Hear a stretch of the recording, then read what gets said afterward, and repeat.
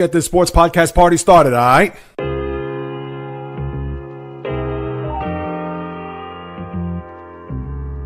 The J Reels Podcast. Why don't you wait until July 1st to make an announcement? What a disgrace.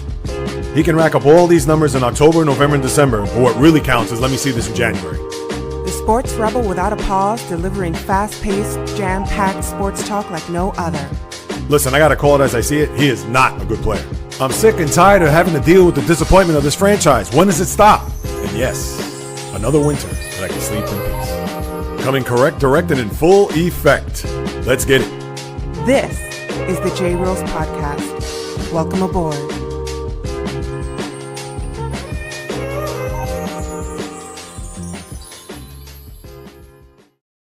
What is happening, my good people? Greetings. How are you? How's it going? How's everybody doing out there? What is the latest and greatest? Hope everybody's doing well, feeling fantastic, in excellent spirits. Now that we can put away the fireworks, even the barbecue grills, maybe even some of the summer cocktails, but that's quite all right, because now that the 4th of July holiday is behind us, right in front of us is the latest edition of what is going to be a jam-packed sports podcast, as this is the J Reels Podcast with Joe J Reels. For my first timers, welcome aboard. And for those who've been banging with me going back to the very beginning, somewhere in the middle, even as early as this past Thursday, I welcome you guys and gals back. And for those who are in the chat room, please post your comments. I'll get to them at the back end of everything that I got to get off my chest and what has transpired over the last few days. And, of course, what's to come here in the sports world. So don't be shy. Please leave a comment and question, whatever it may be, and I'll be sure to answer that once we get to the second hour of our podcast, as you see there on the ticker below. So definitely check that out. But here we are. Now that the celebration of another birthday for America has come and gone, and with it being a lot cooler, considering that we just finished a heat wave here in the tri-state New York area, certainly things have cooled down when it comes to what has happened weather-wise, but certainly not with the sports, and in particular here with the World Cup, because now we are less than 2 weeks away from crowning a champion. In fact, it'll be 2 weeks from yesterday that we'll look at July 19th. That's going to be the big date that is circled, especially now here in my neck of the woods, not necessarily New York, but just here in the United States. And with that being said, there is a lot of hope. I don't want to go as far as saying promise, because there's still a lot of work to do, but there are some people that are thinking, can the U.S. be a team that in 2 weeks could be playing for a World Cup, which would be unprecedented? The furthest we've seen the U.S. is to get to a quarterfinal, which is something that they're going to try to do tonight out in Seattle, Lumen Field, against the Belgium team. And for everybody that has looked forward to this game tonight and wondered whether or not their striker, Folarin Balogun, I know you know me with these names, people. It's tough for me to even pronounce at times. You think it would roll off the tongue at this point? Let's make sure I make this. Balogun, yes. So one more time, Folarin Balogun, who had suffered a red card in the previous game against Bosnia, to where he did inadvertently step on the ankle of the Bosnian player, and at that point, he was going to be suspended and not play in this game tonight. But whether it was just a review, cooler heads, whatever it may be, now you have a scenario where you're going to have Balogun in the lineup tonight, which obviously is a big plus for the U.S. I mean, it goes without saying. And that was to the chagrin of the Belgium coach, to where he came out and said, well, today must be April Fool's Day.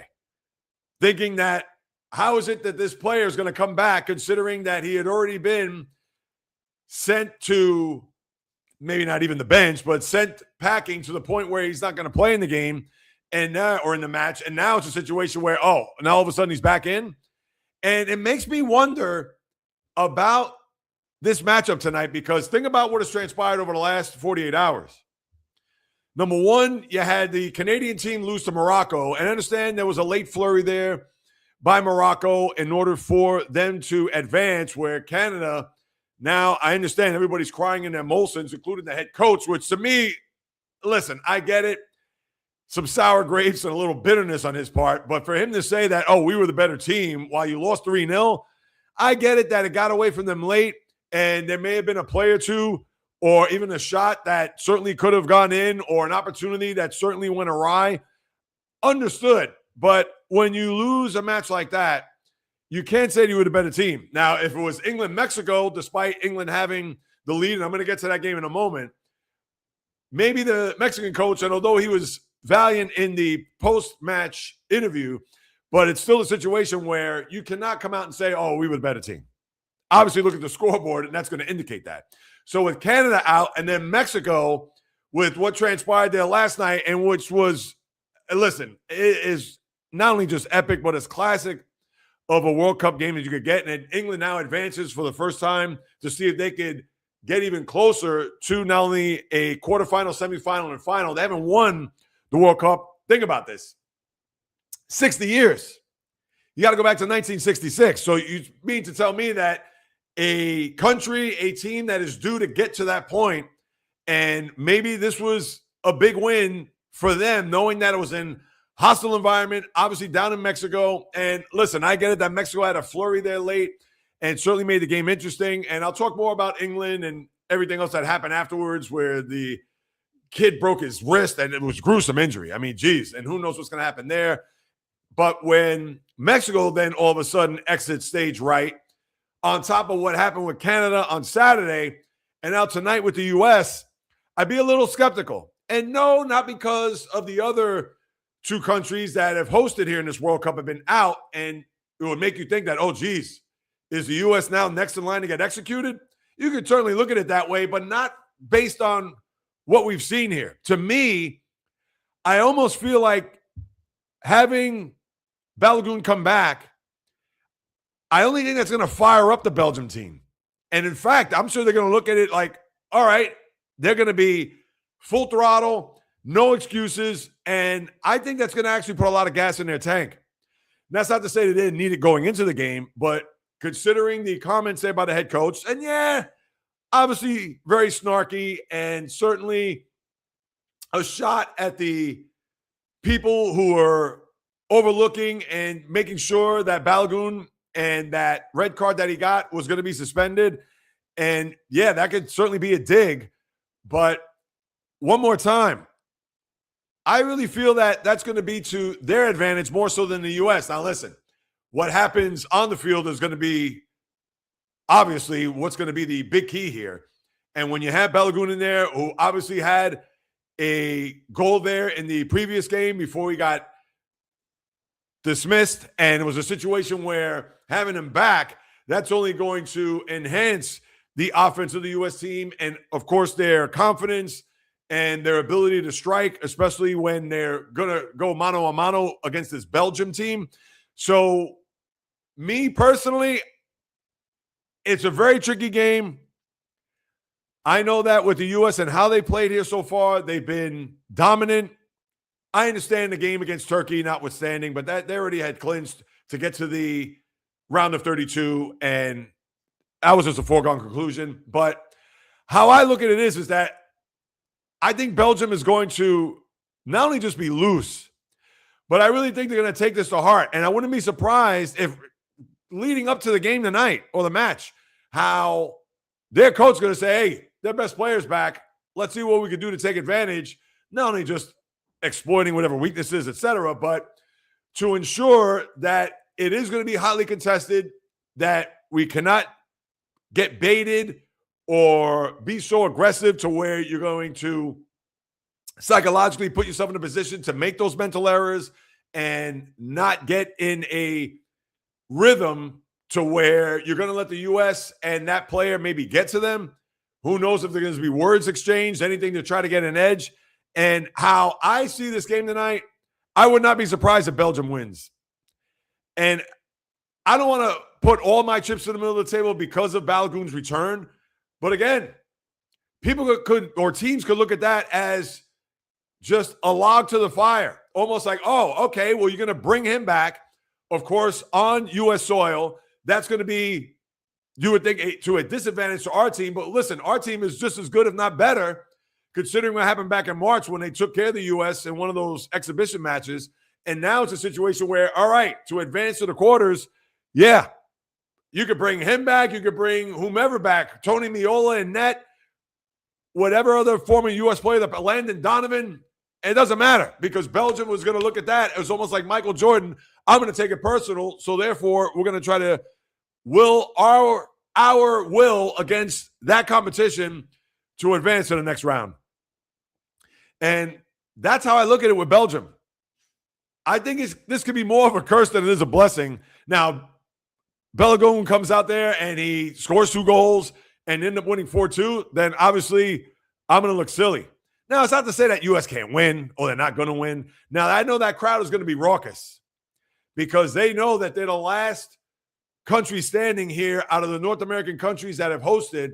And obviously with the majority of the games being here in this country, you know that they're going to do whatever it takes to have the support of that team, to back that team to victory. And even though Belgium, I understand that's going to be a cauldron of emotions, of euphoria, etc., to try to thwart whatever advantage that the home crowd is going to have toward the U.S. team. But I'd have to think that Belgium, I'm sure, they probably replayed this in their head 1,000 times since the ruling came out, not even a little more than 24 hours ago. So to me, listen, I think U.S., they can win the game. And I'm not going to be shocked if they win the game. I mean, that'd be silly. But this little boost, I think, for Belgium, and I get it that once the ball is kicked, that's forgotten. Unless it does get, as I mentioned, hotly contested between players, or if they're going to start chirping, or who knows. Anything can happen. But the one thing that you do want is that for it to be fair and square, that it's not going to be because of a dive or a missed call, or they go to the replay and it gets overturned to the point where it's advantageous or even to a disadvantage to whichever squad that's involved. You just want a fair game. And you certainly want it to be a thing where even though the game is right here on American soil, but the last thing you want is for the Americans to get that advantage or to get that quote-unquote home call to where they advance, because you know that that's one of those things that's going to catch up with them at some point. Because unlike maybe some of the other sports that we've watched over the years, whether it's the NFL, baseball, basketball, etc., the U.S., this is going to be not necessarily uncharted territory just yet, but they're certainly going in that direction. And a win tonight will be monumental for the U.S. men's national team. And listen, I'm not going to go that far ahead. We know who that matchup is going to be the next go-around, which obviously is going to be not only just monumental, but it could be even daunting. Spain or Portugal is going to be that next team in line if the U.S. wins. Obviously, we have to get past tonight and see what's going to transpire, and we can certainly get into the game. But tonight, I'm fascinated. I think it's going to be great. You obviously have that little theater there with Balogun coming back and the comments from the head coach. So, hey, let's get it on tonight, 8 o'clock, I believe, on Fox, where the first game today is that Spain-Portugal matchup where, who knows? Listen, I would think Spain, a lot of people think that they're the favorites. I think to date, pound for pound, the best team is France. France has just been a machine. They've been a juggernaut. They've shown that. And we could even go back to what happened over the weekend with Paraguay. I know there were things said about Paraguay and some of their tactics and whatever. Well, obviously, that's over and done with. You can't rehash that or reassess that now. Yeah, maybe Paraguay was trying to get whatever advantage that they could, whether it was dirty, whether it was crossing the line, whatever it may be. All right, so be it. But guess what? It didn't work for them because they are home while France is still here trying to get back to a World Cup final. Obviously, we saw that 4 years ago. So that's number one. And as far as England and Mexico, that game last night, man, I have a dear friend of mine who texted me. I have to text him back. I have not, who has roots in England. And he was just astounded, not only just by the victory, but the elements. Of course, they had to postpone the game because of the weather conditions down there. And that crowd was just out of its gourd.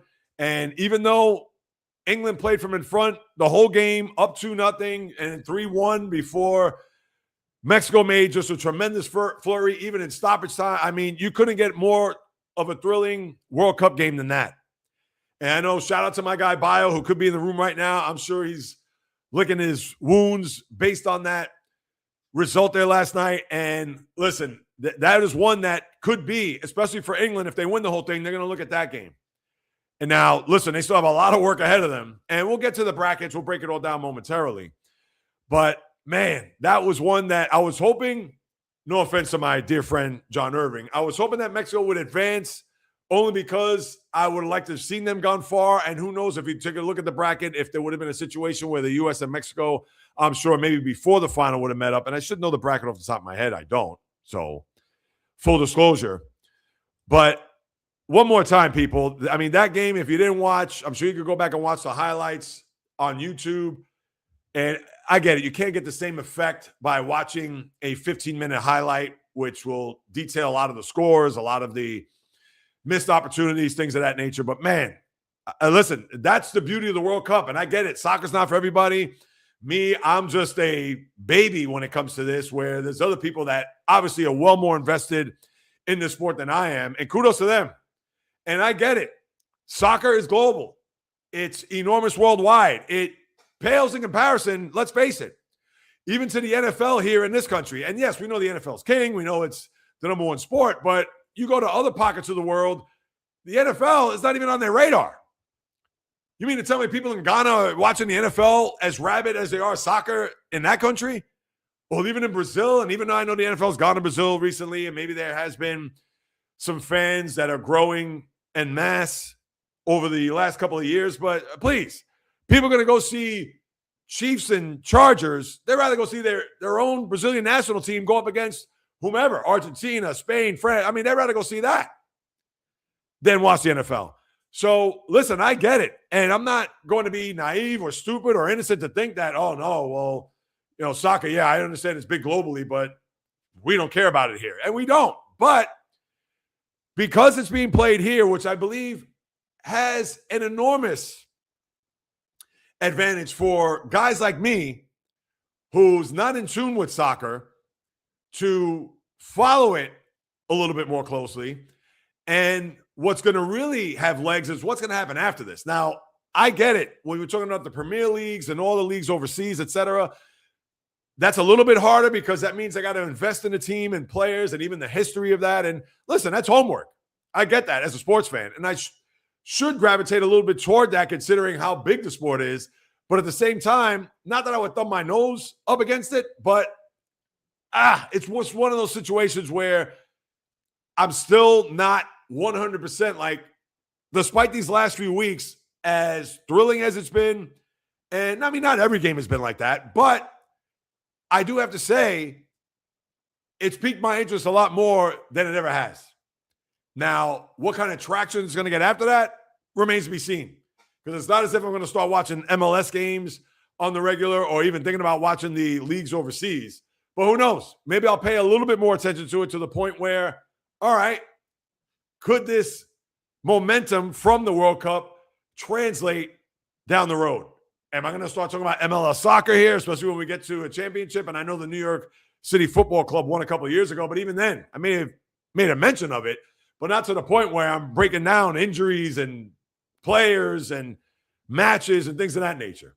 But listen, obviously got to be in the moment. We can't think about those leagues and those games down the road. We got to think about where we're at now. And let me take a look at the bracket real quick because I also want to get to, speaking of Brazil momentarily, how about Norway? Erling Haaland, I mean, what more can you say about the guy? He is showing that by far he's one of the handful of top players in the world, scoring the 2 goals, knocking out Brazil. And I know that was a tough pill to swallow because I'm sure there are Brazilians everywhere. And yesterday, I happened to be in Manhattan and parts of Brooklyn where I saw everybody with the yellow and green representing whether they were going out to MetLife to go watch the game or watch parties here throughout the city.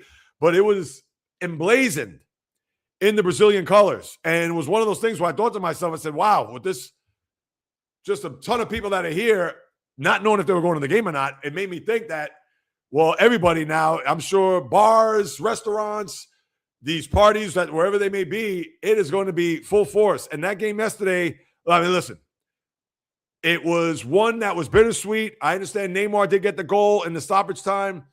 It was 2-0, but 2-1. And obviously, that was another situation similar to England and Mexico where a lot of the flurries, well, the scoring was a little bit earlier in the England-Mexico game, but with the Brazil-Norway, it was a little bit more later.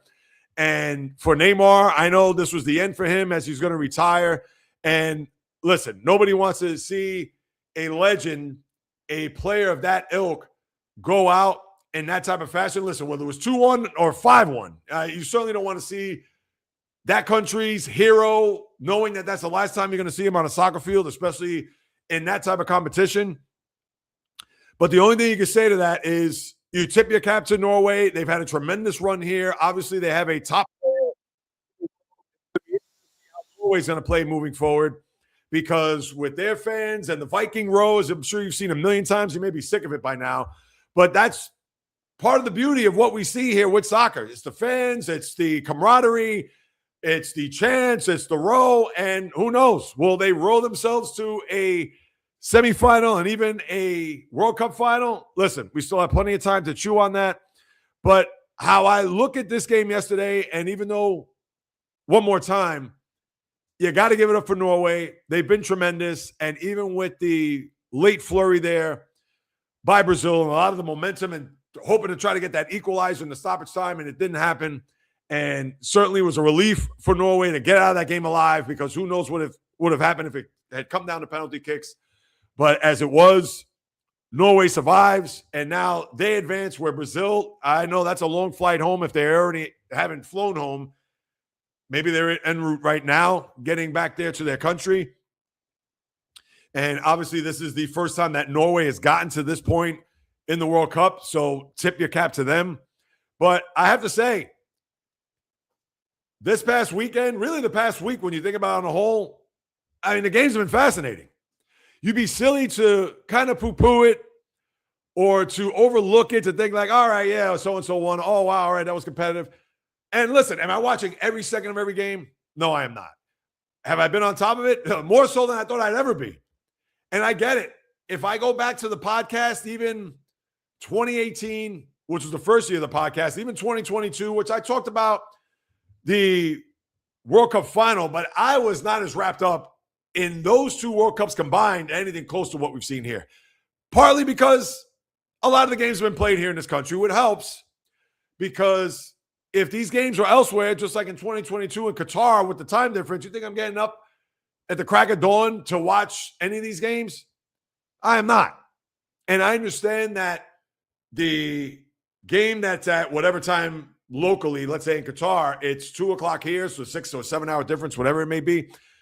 All right, it's a lot different because you're going to watch, and I did watch that game, and as thrilling as it was, and not to go over that, that's old news, but because the games are being played here, I mean, how can I not be more invested and want to be on top of this, especially because this is what I do? Could you imagine me coming on here today knowing that the U.S. is playing Belgium tonight, and obviously one of their top strikers is coming back? You heard the comments there by the Belgium head coach. And then I'm just going to say, all right, well, the game is tonight. Let's see what's going to happen, blah, blah, blah. All right. And then now let's go on to the Jaylen Brown trade for the 19th time. And yeah, I'll talk about Jaylen Brown a little bit. But no, I had to open up with this. I had to start with this. And then tomorrow, I know no podcast, no live stream until Wednesday, 12 noon Eastern time for those who are watching live. And for those who are in the room right now, are following, please leave a comment. I'll follow up a little bit later on, I promise. But it would be irresponsible for me to not start this podcast after what has transpired over the weekend, and obviously what's going to lead into this afternoon and this evening, to where I shouldn't even do this then. Just like I'll start off on Monday talking about Rory McIlroy winning his second Masters, no matter what happened in baseball, no matter what happened in any of the other sports. Come on, that's a no-brainer. Got to start off with that. Or let's say it was the tennis from last year. The Yannick Sinner, Carlos Alcaraz in Paris. Or even the U.S. Open for that matter, where, although he beat Djokovic in that match, if I'm not mistaken, going back to last year. But anyway, to me, all about it. And obviously with this Spain-Portugal game, listen, it's easy for me to say I'm going to pick Spain. You would think that they're going to And obviously everybody knew that they had that team that could be there at the end as one of the last teams standing. Portugal, obviously we know what they're capable of and what they've done to this point. But, and listen, not that I have a horse in the race, kind of hate to use that term, but you know what I mean. So I'd have to go chalk. Now, would I be surprised if Portugal won? No, I would not. I think in order for Portugal to win, they'd have to get it into stoppage time and maybe even into penalty kicks. Cheers. Watermelon juice. That's for those that are listening on Apple or Spotify. Sometimes I like to cheers to my fellow sports kooks in the room with whatever beverage that I'm drinking throughout the course of my podcast, live stream, etc. So I digress. But Spain, listen, am I going on a limb? No. Portugal, I'd be shocked if they win, even if they win in regulation. I can't say I would because with the way that this World Cup has gone, I don't want to just be cliche and could say, oh, anything could happen. Of course, anything could happen. That's why they play these games. But listen, Ronaldo at 41 years of age, we know what he's been able to do throughout the course of his career and at moments here in this tournament. But listen, he could have one of those hot games, and next thing you know, they're up 2-0, 25 minutes into the match, and then you think to yourself, now Spain feeling the pressure, now taking extra chances, pressing a little bit. I mean, you never know. But I think Spain will prevail and move on from there. And when I take a look at the bracket here, this is what we're looking at moving forward. Now, you have these last two games or two matches today, and you have two matches tomorrow that would advance to the quarterfinals. So you know about today's games. Tomorrow, Switzerland and Colombia. I know the Colombian people, they are just over the moon right now, considering how they played, and they're going to go up against Switzerland, who I'll be honest, I don't know a lot of. And then you have Argentina, who obviously everybody knows Argentina, and Egypt, which I find that to be the more fascinating game. Although I know the Swiss, they play well. But, you know, Argentina is going to be an immense favorite in that game. As it is, I don't even know what they're they're minus 270. I mean, that is a significant. And then Colombia, looking at it, they're plus 130, which, you know, Switzerland, they're a solid favorite. But, and let me say, for U.S., they're plus 145. All right, that's solid. And in Spain, minus 110, which that's also solid too. I mean, by far, Argentina, that would be the most colossal upset if Egypt were able to pull that off. But here's what we have for the remainder of this week at least. Now, we got to see what's going to happen today, which we can't really touch on. But in that side of the bracket, where U.S., Belgium, Portugal, Spain, you have France is going to play Morocco. That is going to be on Thursday, 4 o'clock, where the winner of today's games or today's matches will play on Friday, 3 o'clock. And then in the other bracket, Norway and England, what's that is going to be, I can't even imagine what that matchup is going to look like between the England fan and the Norwegian fan. I mean, please, that could be old school. Maybe not to the point where throwing stuff at one another and fights and things of that nature, but you know the Brits are going to come out full force in Norway. They're going to have the Viking road times a zillion. That is going to be Saturday at 5. And then at 9 o'clock will be the winners of Argentina, Egypt, and Switzerland, Colombia. And if you have Argentina, Colombia, I mean, I'm sure there's a lot of people that are hoping for that. So we'll see, and we'll talk more about that. Keep yourself locked in here on the channel where you'll get a recap tonight. Will I do a live afterwards? I guess it depends on how the outcome of the game is. I don't know if I do a live, but maybe I'll do one tomorrow in the morning to kind of recap the events of tonight's games and even the first game too, because obviously Spain, Portugal, that's an enormous game. So that's what we have there. Let me see. Did my audio cut out? All right. Just want to make sure that my audio's good to go. And I see the comments there. I promise I will get to them momentarily. But yeah, this is what you have. The excitement of the World Cup, as good as it gets. And we're all here to witness it and obviously have it all broken down for you, especially come tomorrow after tonight's and this afternoon's matches. As a matter of fact, let's see what we got.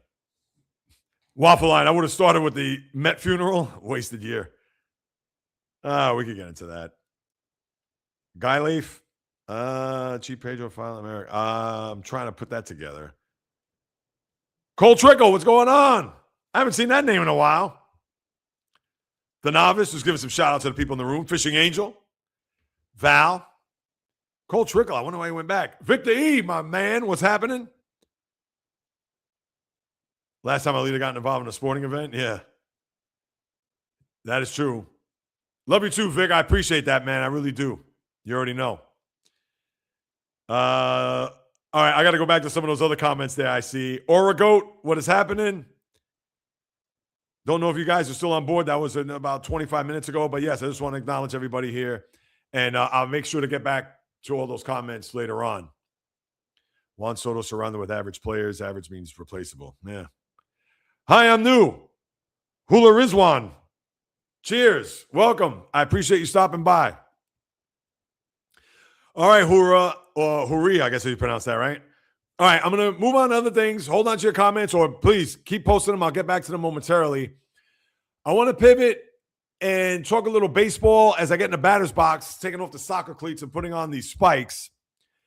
And what we have here, and you know me, people, there's only one time a year that if I'm ever fortunate and blessed, that if in the top of or the bottom of the ninth, the Yankees in some way, shape, or form make the last out where the other team is victorious in a wild card series, division series, league championship series, or obviously the World Series.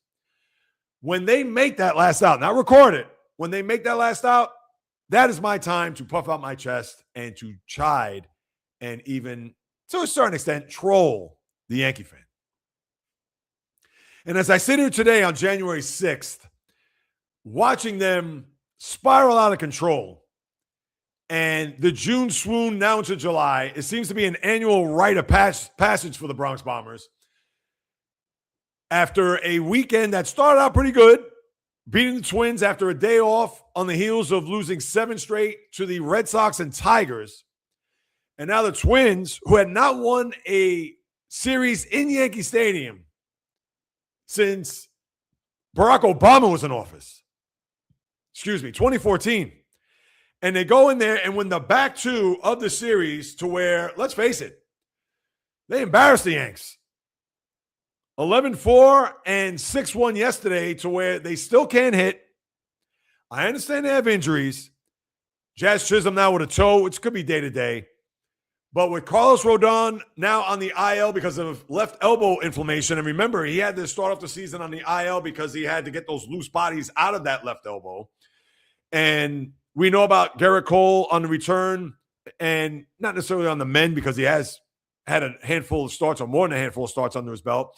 But still, coming back from Tommy John not being anything close to what he was prior to the injury. Remember, he's 35, 36 years of age, so it's not as if he's 28, 29 coming back and he's trying to throw it through a brick wall. But this Yankee team here, do the concerns begin? Now, your rotation is starting to get nicked up here. We know about the lineup. We know about Cody Bellinger and Ben Rice coming back to earth. Same for Paul Goldschmidt for that matter. And that's the thing. When you're going to have those guys try to carry your offense, although they're all good offensive players, and I understand Goldschmidt long in the tooth, when you're not getting contributions from anywhere else, whether it's the catcher position, Austin Wells, or even, and Ahmed Rosario has chipped in admirably here, and the Jose Caballeros, I get it, but it's almost like having that backup quarterback that's going to come in, and let's just say, for instance, where your starter goes out, the backup comes in, it's like, wow, all right, got a good rest of the game. Oh, his next start, wow, he led us to victory. And the game after that, all right, he wasn't great, but, we hung in there. That's when the warts come out. So it's almost as if the aforementioned, and we know Bellinger's a starter and Ben Rice, but when you're not going to have that protection in the lineup, a la Aaron Judge, and you're going to be pressed to do even more, considering that those guys are out, and that's not even including Giancarlo Stanton. Obviously, this is what you have here offensively, where the Yankees have been anemic. Reading all these stats going back to last week, as you know, they batted 105 during the first 5 games of that losing streak last week from Fenway back home in that first game against Detroit. And some of the other numbers are just stark.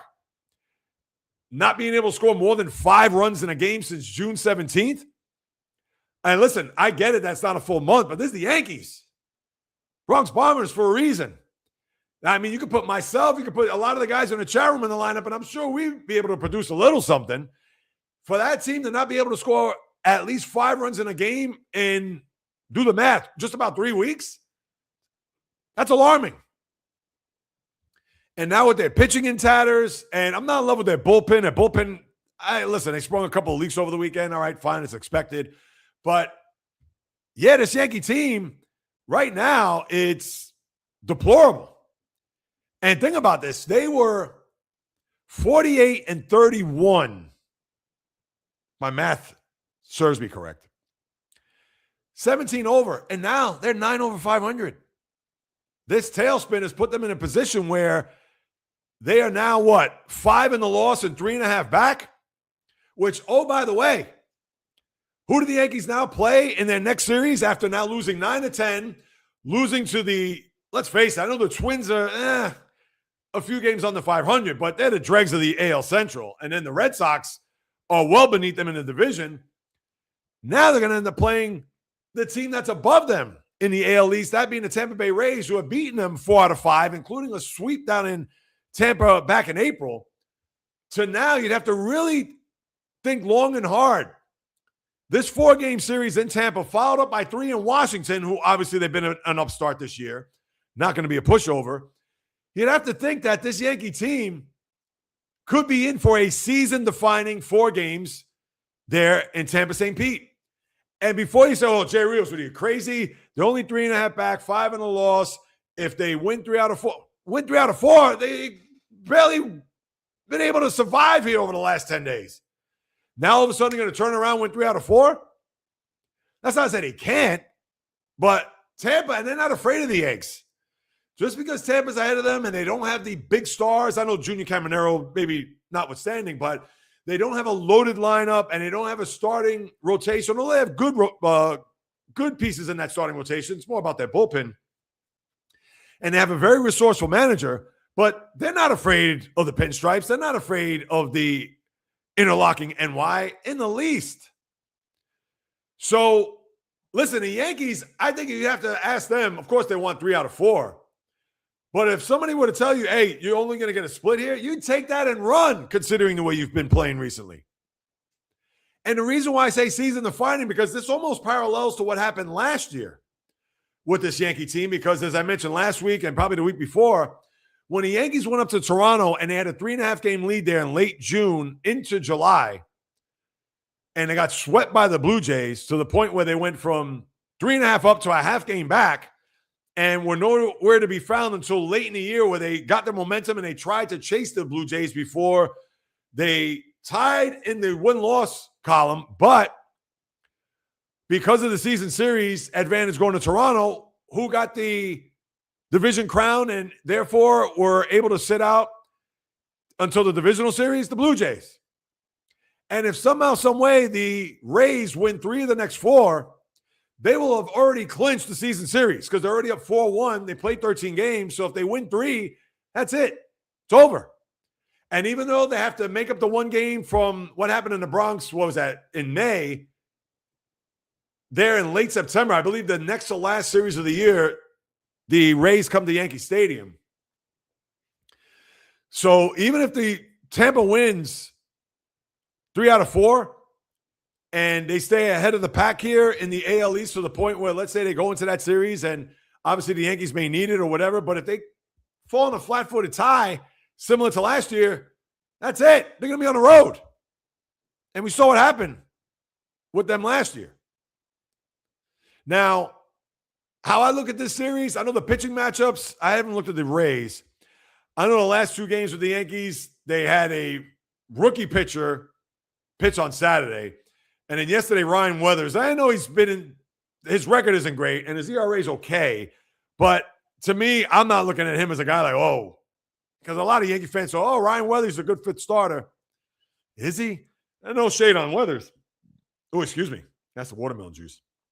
No shade on Weathers, but at the same time, come on. I mean, that's not a big-time threat there in your rotation. But tonight, Now, Cam Schlitlow had a poor performance last time. He's going to go up against Griffin Jax. Tomorrow night, Will Warren, who I'm not a fan of, undecided, so that sounds like an opener there for Tampa. And then you have Garrett Cole, Shane McClanahan, who's also very good. And Cole, we talked about what's going on with him, especially since he's come back from Tommy John. And then on Thursday, which I believe is an afternoon game, Drew Rasmussen, who's had a very good year, going up against, right now, undecided, which the Saturday starter, let me pull him up real quick, because I had never seen him before. And I know when I saw his name, I said, wait a minute, who in the hell is this pitcher for the Yankees who I've never laid my eyes on? There on the 4th, as I pull it up here. Oh, Brendan Beck. Oh, listen. So I guess right now, knowing that Beck and his start there on Saturday, 3 2/3, 5 runs, all earned, 2 walks, obviously not great. So I'm sure they're holding out to see who's going to start for them come Thursday afternoon. So decent pitching matchups. Looks like a couple of openers, one for the Rays tomorrow, maybe one for the Yankees there on Thursday. And then you have Garrett Cole, McClanahan, Griffin Jax, and Cam Schlitlow tonight. Let me see what Jax is doing. And I remember watching his numbers. Oh, Jax is an opener. That's right. So, and you know, the Rays, they're the masters of the opener. To me, they're the ones that really have come to the forefront as the team here in the last 6-7 years, maybe even more than that, to open up these games 1 or 2 innings tops and then hand it over to a long reliever to get them to the back end of the bullpen. So for the Yanks, listen, I think that it's got to turn around at some point. They know what they're up against. And I understand big picture. They're going to be okay, especially in this American League, as I've said a million times over. But to me, I really think that this is a season-defining series. They lose 3 out of 4. They'll lose 2 games in the standings, and they'll end up being 7 back in the loss. Is it insurmountable? No. It's the middle of July. Or not even. We're still in the early parts of July. And with the Rays, they've had their peaks and valleys to the point where after that tremendous start, they really hit an abutment. But now they're trending upward and certainly playing as good as any team in baseball by evidence of their flip-flop of the Yankees 1-9 in the last 10 games. Well, the Rays are 9-1, and that's why they lead the AL East at 3.5 games. So we'll see what happens, especially when we get to Thursday's podcast, as to where the Yankees stack up here over these next 3 games. And away we go. Now, how about the Marlins? Sweeping Sacramento, the A's. But the weird thing about the game, especially yesterday, is Eury Perez, who is a very good starter, tall, slender right-hander. He went 7 innings yesterday and was perfect through 7, got pulled. And how disastrous that would have been if the Marlins lost that game, because I believe it was 8-0 Marlins at the time. And they ended up hanging on to win 9-8. They gave up 5 in the 8th, so they pull Perez. They give up 5 runs in the bottom of the 8th, so it was 8-5. They tack on a run in the 9th to make it 9-5, and then the A's scored 3 in the bottom of the 9th in order for the Marlins to hang on by the edge of their fingernails to secure the sweep there out in Sacramento. But now they're 7 over 500, having just a tremendous first half. And now they come home. I don't know who they play. I'll look at the schedule in a moment. But what a road trip for them. And I believe on their road trip, they lost 2 out of 3 in Colorado. And you know I follow the Marlins closely because of the over-unders. And right now, their over-under win total, I know we talked about this the other day, 72.5. And right now they're at 49. So all they got to do is win 24 games between now and the end of September, and I'm good. And Lord knows I'm going to need it because, as we talked about the other day, my over-unders are terrible, especially the overs. I picked Boston and Detroit as overs, and they're going to be far from those numbers. So, and then hopefully I got a miracle with Colorado, but I think they're going to surpass that. I got them as an under. Houston, I don't want to say a lock just yet, but I think it could be based on where they were at the halfway point, unless they got a run in them. And then San Francisco, that's a lock. No offense to Val out there in the Pacific Grove Pacific Northwest. Oh, not Pacific Northwest, in Northern California. But that's what you have with Perez and what the Marlins have done here. Just tremendous. And even last year they were very feisty. If you remember that series in late July into August where the Yankees came to town and they won 3 straight there and actually got to 500 before they faltered. But listen, you saw what they did against the Mets in that final series in the weekend where they knocked them out of the postseason. And they ended up, I believe, 79-83, which, listen, that's still below 500. It's below average, etc. But Marlins are usually gone from any pennant race once you get to the trade deadline. So give it up as I am bestowing their just merits and extolling the praises of this, I was going to say Florida Marlins, this Miami Marlin team. So you have that, and then the suspensions were handed out. I know it was days ago, but Cade Cavalli and Wilson Contreras. Contreras, I know, is a hothead. Anytime a ball gets pitched anywhere near him, he's going to start staring down pitchers, etc. 7-game suspensions. Obviously, the big fight. He throws his helmet.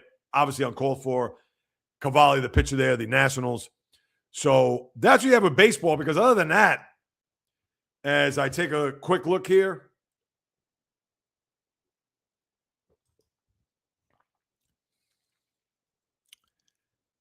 yeah, you don't really have anything else. Now, I know Munetaka Murakami is on the mend. He'll have a rehab stint, so that's going to be imperative for the White Sox to get their slugger back. But, yeah, just taking a look at the standings. Now, I understand that the Padres save face, almost getting swept by the Dodgers as they were able to win at Chavez Ravine yesterday after losing the first 3 games. Now, I mean, the NL West, forget about it. That is not even wrapped up. Put a bow, a ribbon, etc., as they have a 14-game lead over both Arizona and San Diego in the division. So that is the biggest margin of difference, especially in any of the divisions throughout baseball. Atlanta, who beat up on the Mets over the weekend, although talking about a comeback, Mets had a big lead there yesterday where they scored 5 in the top of the 9th because, what was it? It was 5-3. They scored 5 in the top of the 9th. And then what did the Braves do? They scored 6 in the bottom of the 9th. And talk about surviving and hanging on. The Mets certainly had to do that and then some. And they'll conclude their series tonight. So for the Mets to see if they could try to split a series, which for them, what does that mean? Not much, because they're going nowhere fast, as we know. And let's see, now that we're into July, if they're going to start being sellers. I don't care what they are. We're 9 back. No. As I've said before, and I'll say it again. But the Braves still have that 3-game lead, 4 in the loss on the Phillies. And the Marlins are now just 2 in the loss, but a game and a half behind the Phillies there in the National League East. 6 behind Atlanta overall. Now, who has the game advantage? Let me see.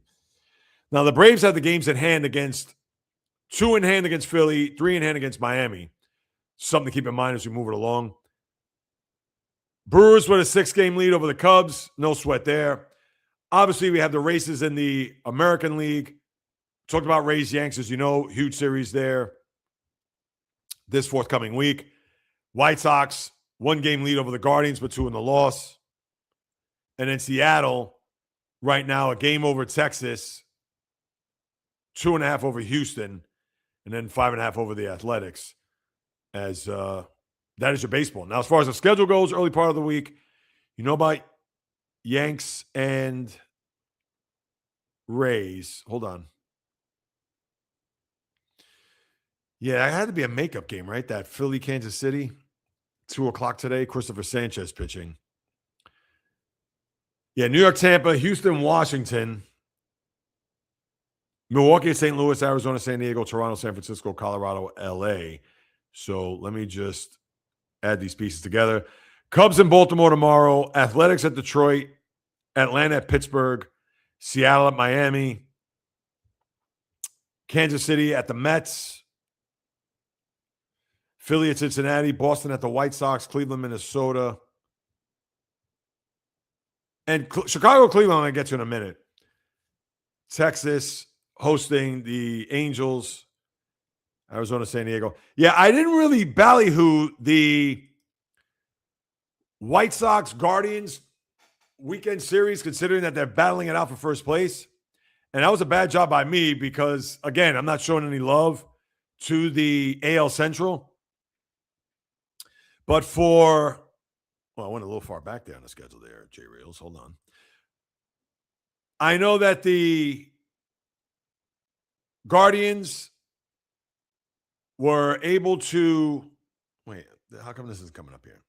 Yeah, the Guardians were not able to get the back two games because with the start of the series, where the Guardians were hosting, they had one Thursday and then also won in extras on Friday. So they really could have put themselves in a very good position to take at least 3 out of 4 after winning the first 2 games, and they did not.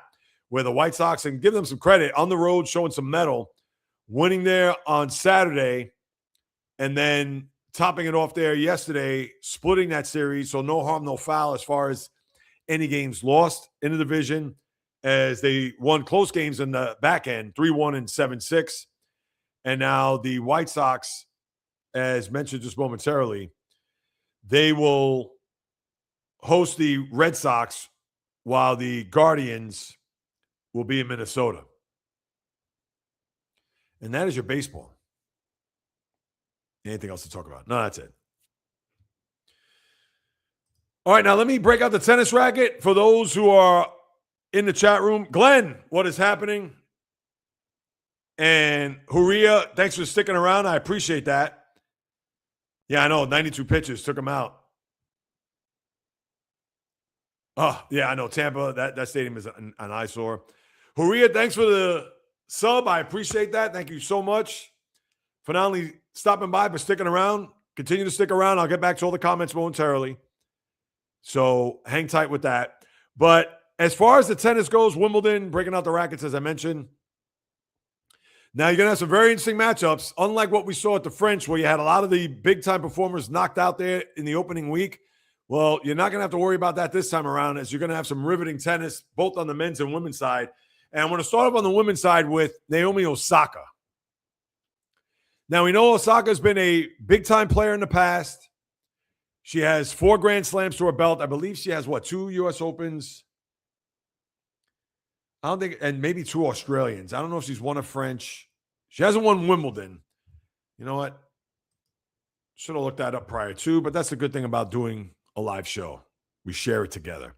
But Osaka, as we know, she's slowly but surely come back into the fold as far as building up the confidence and the reps to get to a point where she could be recognized as one of the top players in the world. And we know she's a former number 1.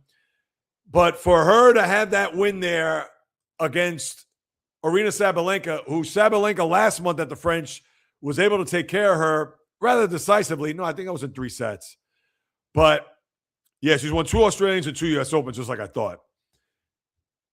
For Osaka, and knowing that she was overpowering, and we get it that Sabalenka between the ears is a little soft, but Osaka, I mean, what could you say? 6-2, 7-6, straight sets. And I'd have to think, with Iga Świątek out, as she lost in the tournament there on Friday, as well as Elena Rybakina, those are their top 3 seeds there. Sabalenka, Świątek, and Rybakina all out. I get it. You still have Madison Keys. You still have Coco Gauff. You still have Jessica Pegula, who I believe Gauff and Pegula are going to match up against one another, and I'll bring up the bracket in a moment. But to me right now, I think this tournament could certainly use a huge boost by Osaka's performance here. And we know what had transpired dating back to right around COVID, I would say right around that time where she had to step down due to mental health issues. She even had to withdraw from matches because of her mental health. A lot of online stuff. And I get it. People can say, you got to be tougher than that, whatever. Hey, listen, we're all not built like Tiger Woods or Michael Jones. Tiger Woods on the course. Or Michael Jordan or Derek Jeter, or name whatever top player, Kobe Bryant, Mamba mentality. Not everybody's built like that. And for Osaka to then get pregnant, had a child, trying to make her way back as far as being part of the tour, And now to a point where she's had to go in as wild cards in some of these tournaments and just get herself acclimated back to the flow of the tennis circuit and of these major tournaments. And now that it seems like she's getting her sea legs to the point where even after the loss to Sabalenka last month and to fight back and dominate there in the fourth round against Sabalenka, I'd have to think. Now, I get it. There's still some stiff competition out there, but I have to think that she could be the odds-on favorite to win this thing. Now, it's interesting because she'll play tomorrow against Karolina Muchova, and then in the bracket below her is that Coco Gauff, Jessica Pegula match. So we'll see how that shakes down. And then on the other side, you have Jasmine Paolini, who's played very well here over the last 2 years, the Italian, and Marta Kostyuk. Now, you also have the other bracket. Let me see. That woman's name. I don't have her first name. But in the other bracket there, you have Elise Martens, who beat Rybakina. She's going up against, as a matter of fact, she had won, so she's advanced. Now we're waiting to see who's going to advance in the current match between Madison Keys and I believe that's from the Czech Republic, Noskova. So we'll have to wait and see if Madison Keys can advance. And listen, we know Keys is a very good and did win a tournament. What did she win last year? Didn't she win the Australian to win her first? And I don't believe she may have gone to a semifinal at Wimbledon.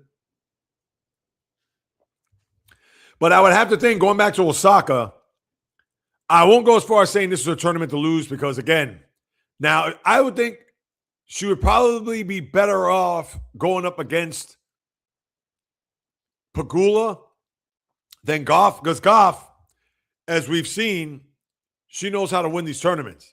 Now, mind you, she's only won two, the French and the U.S. Open a few years back.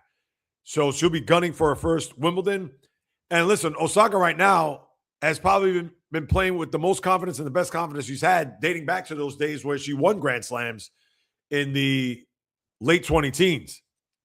So I think for one more time, for tennis to really get that boost, to really get that jolt, and it certainly helps to have Osaka back in the fold. I really hope she goes far. I hope she gets to the end and wins Wimbledon. Obviously, then if she does that, she'll be one win away, the French, of getting a career Grand Slam. How could you not root for her considering everything that has transpired with her over these last X amount of years, everything I just chronicled? So we'll see how that unfolds in her next match. And again, that's Karolina Muchova. Now, as far as the men's draw is concerned, everybody is still fair game. I mean, I understand you still have a couple of guys that have been out that had lost early on, with Ben Shelton, as we talked about, Francis Tiafoe. The only American that's standing right now is Taylor Fritz. So we'll have to wait and see what's going to happen with Fritz here and who his next matchup will be. But here's what you got. Now, I thought Novak Djokovic was going to be in the other side of the draw with Jannik Sinner. And Sinner, he's going to play a guy who I've never heard of before and never seen play. This, I believe you're going to pronounce it Struff. So let me just make sure I get this correct. So Jan-Lennard Struff, who, listen, I never heard of. He's 36 years of age, so obviously he's been on the circuit for a while, and now he's going to go up against, of all people, Briella Joe. What's happening? What's up? Hopefully you're still around. Checking out the comments here in the room for those who are listening again on Apple, Spotify, which is fine. No problems.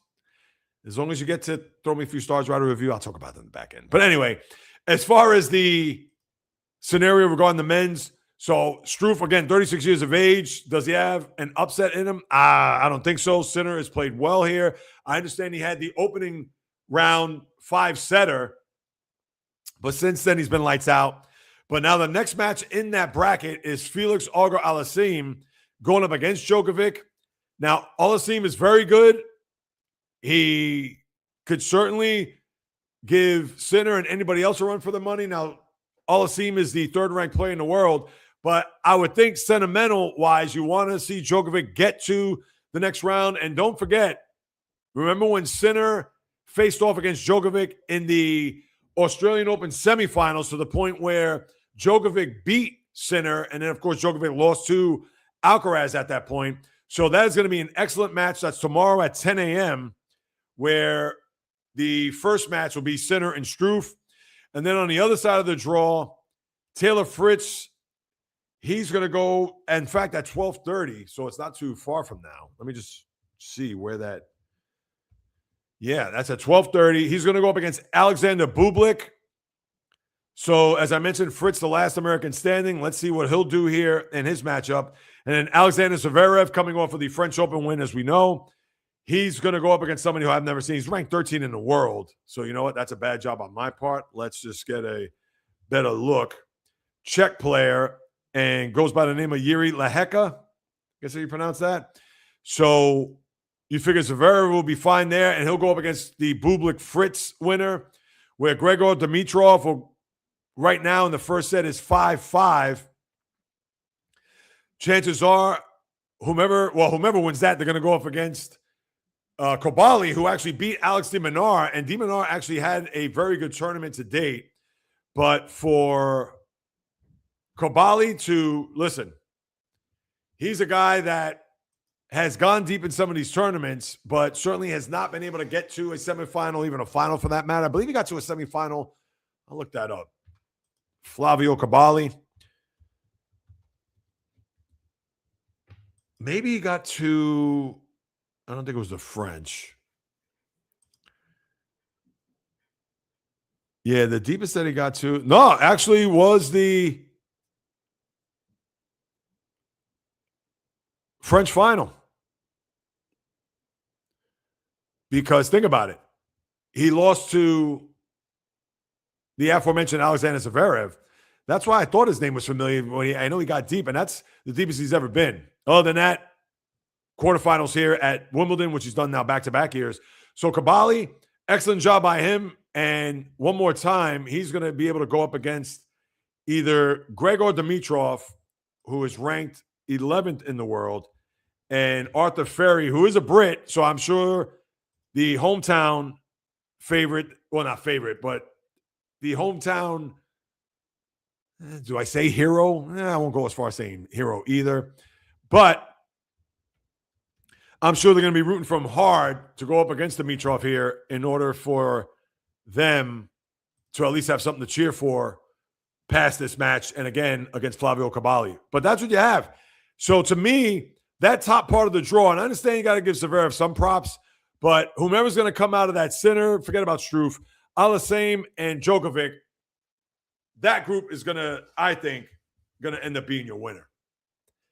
And listen, Zverev, I understand now that he got the piano off his back, he could go ahead and exhale knowing that he has a Grand Slam title under his belt, but can he win back-to-back? Listen, that side of the draw, not too shabby. And Dimitrov's not ranked 11th. I overlooked that. My apologies there. But should have a very fascinating week there. By the time we get to Thursday's podcast, it'll be a lot more clearer as far as the picture goes. So hang your hats there, people, as we continue to talk about that. Val, who's worse, Mets or Giants? Ugh. I'm going to say the Mets. I won't even say the Giants. I mean, that's how bad the Mets have been. All right, so one last thing before I turn it to you guys and gals in the chat. So thanks for being patient, bearing with me here. But NBA real quick, there have been a couple of things that have popped up here.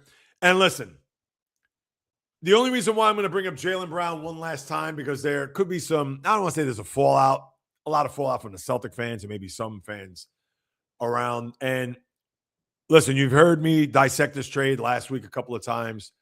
And now the dust is settled. Listen, am I still upset, disgusted? Of course I am. And listen, I understand the economics of this as well, because a lot of it, and I'm sure you've already read, heard, listened, where the new ownership, Bill Chisholm, obviously doesn't want to pay a guy 140 some odd million extension on top of what he's already getting. And with the way the NBA and the CBA is constructed, there's no, that second apron, you pass that, that's a borderline death knell. And I'm not a capologist in the least, but just put it this way. When you have more than two players or two players that are going to pretty much hog your cap, and therefore, once you get to that second apron, meaning that when you get to past that threshold, yeah, you're going to be over a barrel at that point.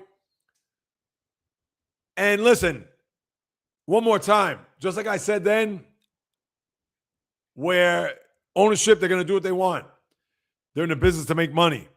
And even though Bill Chisholm, the owner, is a Boston guy, but just because you're a Boston guy doesn't automatically mean that, oh, I'm going to do all the things that the previous ownership did in order to keep this franchise alive to be championship worthy inside, in 1 year and out another. Excuse me. Year in and year out. That's what I meant to say. But with that being said, and we don't know what had transpired, whether or not, we got to trade this guy yesterday. We got to trade him in the next 5 minutes. I don't care who it is. I don't care if it's against our biggest rival, this, that, whatever. And that's the problem with these new owners. The Matt Ishbias of the world, who came in there with the shiny new Maserati. Hey, look at me. And traded for Kevin Durant and did that. And what did that get him? Sweeps in the postseason. And embarrassed in this postseason by Oklahoma City. Or what about Patrick Dumont, the Maverick owner, where Nico Harrison, the former GM at the time, hey, I have a proposal trade where Luka Doncic could get traded for Anthony Davis and future number 1 pick. And why did Patrick Dumont sign off on that? I get it. You didn't want to pay that extension. But what did you get in return to even justify that trade? And Chisholm is false prey to that too. So we're, all right, well, we got 2 number 1 picks in 2028 and 2031, but those picks are going to be useless. Does he not know that? Probably not. And I get it. These private equity funds or these private equity groups, in the long run, could hurt a lot of these franchises. Because, with them, it's about having their hands in all these pots to where they're not focused on the team itself. This isn't the Rooneys in the NFL where it's family business, or the Steinbrenners. A lot of these guys, they're hotshots in other ventures out there, whether it be hedge funds, whether it be real estate, you name it. But when it comes to the pros, when it comes to business of a major league team, they couldn't tell you one thing from the next. You mean to tell me Matt Ishbia, if Kevin Durant walked in the room, you could spot out Kevin Durant? It's disgraceful. It just is. And listen, not to belabor that or to really go in, but bottom line is this. These franchises that have these owners and they want to say, we have the best interest to win, so on and so forth, to me, not so fast. They're in the business to make money and to have this team to show off to their friends. Like, hey, I'm only one of 30 owners in the sport that have an NBA team. That's the ultimate flex. NFL, baseball, doesn't matter. But trying to run that organization or try to be the person that, all right, sign the checks, but also have input. But meanwhile, they have no clue. Let's face it, it's shameful. It just is. But then that leads to another thing with Jaylen Brown going to Philly. Now, where does the LeBron James circus end up? And I mean that with the utmost flattery.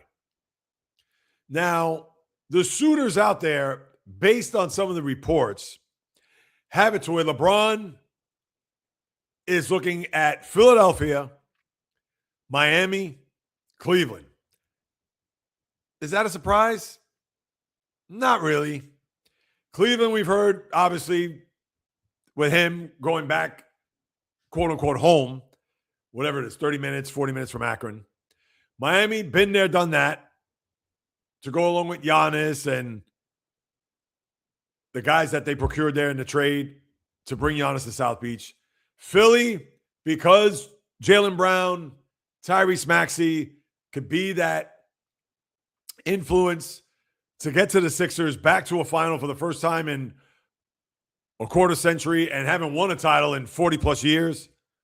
So you would think in the days to come that LeBron will make an announcement as to where he's going to go or which teams have been courting him to see whether or not that they could have him on board to be a part of an organization that's this close to winning a championship. We'll have to wait and see. Now, listen, I couldn't tell you. I don't think Cleveland is a good fit, as I mentioned there on Thursday. Miami, I don't know. Do you want to go back to South Beach again? I know he and Riley didn't end off well, and maybe that's water under the bridge at this point. Who knows? You look at Philly. Obviously, they haven't won in a long time. Maybe that's his final destination. So we'll see. But until then, I don't want to hear about these rumors. I don't want to hear about anything else. Once LeBron signs on the dotted line, then we could say, all right, we could talk about it. Yeah, so that's pretty much what's happening in the NBA. I mean, can I get into these minor signings? The Knicks picked up Andre Drummond to replace Mitchell Robinson. All right, fine. Tari Eason re-ups there in Houston, 5 for 81. Neemias Queta, the Celtic center, 4 for 56. Anthony Simons, the former Celtic in Philly as well. But a lot of these moves aren't going to move the needle. DeAndre Ayton gets shipped to Washington. So with him, AD, Trae Young, AJ DeBonsa, putting together a decent team. Let's see if Ayton could wake up a little bit and play this potential. So that's pretty much it with the NBA. And Patrick Ewing to join the Wizards as an assistant. Kudos to him. He was on the Knick payroll. As you know, I'm sure you've seen him courtside and at the finals and the parade and all that. So Patrick now gets back into coaching. Good for him. And in the NHL, listen, both NBA, NHL, the free agency period is going to quiet down a bit. You may hear some rumblings. You may have something percolating. But, yeah, all the big-time free agents, and there were more in the NHL than there were in the NBA, it's certainly going to be silenced for the most part. But as far as the NHL goes, Jason Robertson, the Dallas Stars winger, filed for arbitration. Now, there was a deal in place between the Stars and the Kraken to where he was going to get shipped to Seattle and then would have signed I believe, a 7-year deal, almost 80-some-odd million, and he passed on that. And I'm sure he probably didn't want to go to Seattle, but because that trade was nixed, and with him now going to an arbitrator or filing for arbitration to see where he stacks there, he's taking the approach of pushing those chips in the middle of the table and betting on himself, which, listen, I can't knock that. But obviously he's risked a big payday there in Seattle, which, for better or for worse, is a scenario where Robinson probably feels it's best for him to just kind of stay put and see where these Stars go and have a better chance to win than to go to Seattle. Yeah, I got paid. I got the bag, but we're now 8 points out of the last wild card spot. And does he really want that over the remainder of his career? I don't think so. So that's number one. And then the Predators signed Maverick Bourque. Speaking of Dallas, they acquired him from the Stars and then gave him an extension, 5 years for $33.5 million. So congratulations for Bourque on that.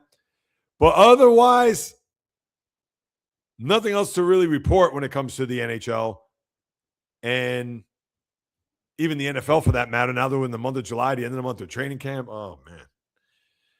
So you have that going. But that is it, people. That is pretty much everything I have to say in a big, giant nutshell. And I appreciate you sticking with me throughout. Let me get to the comments. Hey, Kevin, what's going on? Bio, I'll get to that. Hey, what's up, Dan? Quick hi. I appreciate you stopping by as always. I appreciate that. All right, so we go to the top. Good old Cole, what is happening? Val, what is happening? Yeah, let's see. Let's see what happens tonight. That's going to be a fascinating game, I think. Yes, they did. Mets barely won, but hey, you take it. All right, let's see. Fishing Angel. What? I changed my name and it won't let me change it back for 14 days. Really? Why'd you have to change your current handle now? I thought you were good.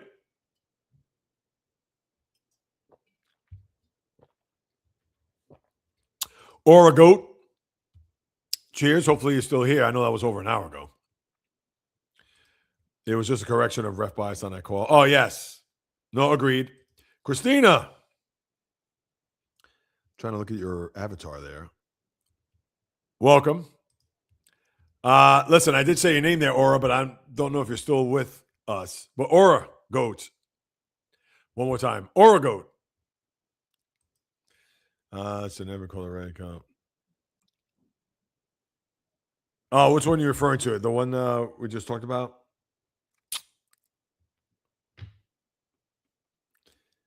Daryl Cole. I know I got to call you Cole now. And I used to call you Cole back in the beginning of our connection.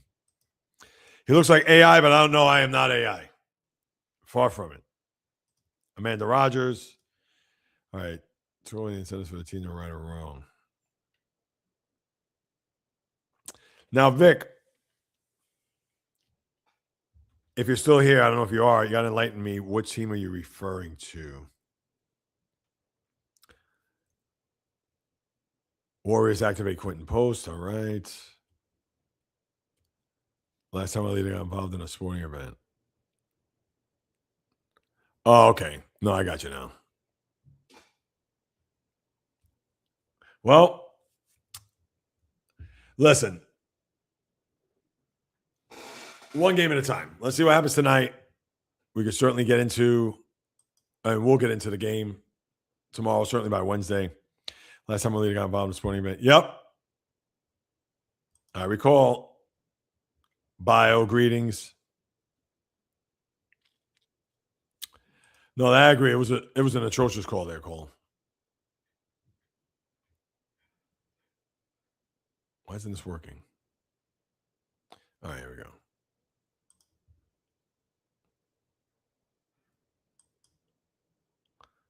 All right, Fishing Angel USA. Yep. Amped up about the national team. Soccer don't care. Do about our country. Yes, yes, yes. Soccer have legitimate leagues all over the world. There's just one NFL. That's why. Everyone have a wonderful week. Get ready to.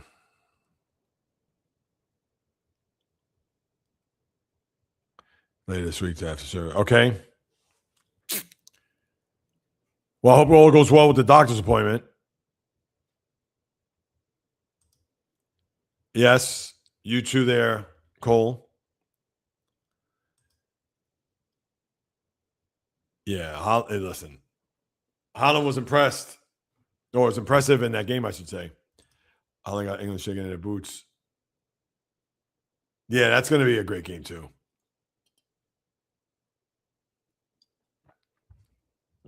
Norway versus England. Eggs and kegs. That's my bar days. Yeah, eggs and kegs.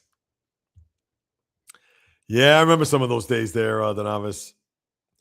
The Met funeral. Oh.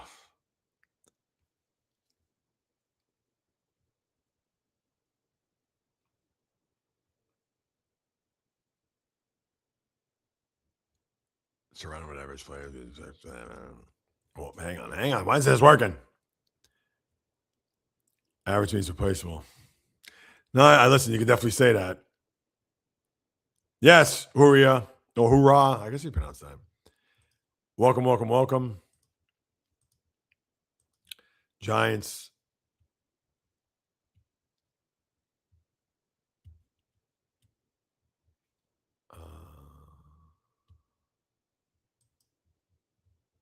All right, you're back. Thanks for subscribing. I appreciate that, Huria. Now, Glenn, Worst stadium in baseball, Tampa.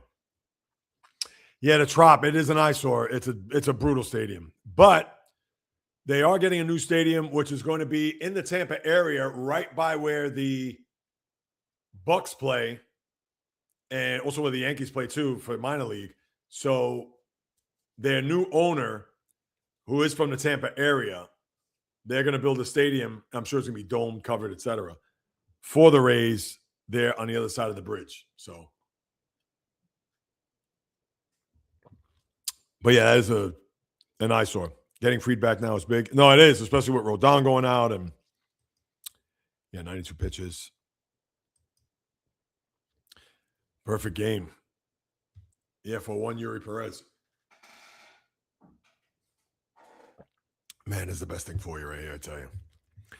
That's the watermelon juice, people, for those watching. And yes, Otto Lopez, what can you say about him? He's been tremendous too. Marlins have overachieved big time. Yes, I wouldn't be happy with that either, Val. Yes, Briella Joe.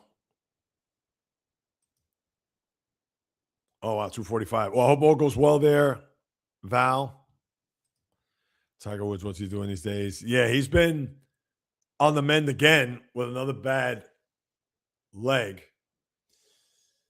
And, yeah, I mean, his days of golf are numbered, if not gone altogether. The man can barely walk. I'm going to say Mets, Val.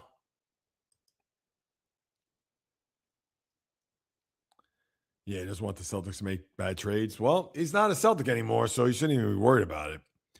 Rasul Douglas planning to sign a one-year deal.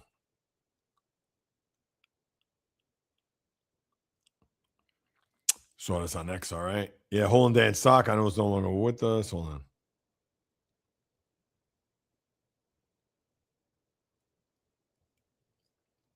Oh, what is this? I'm hearing the Lakers are going after John. That'd be a huge plus for the Lakers, I think.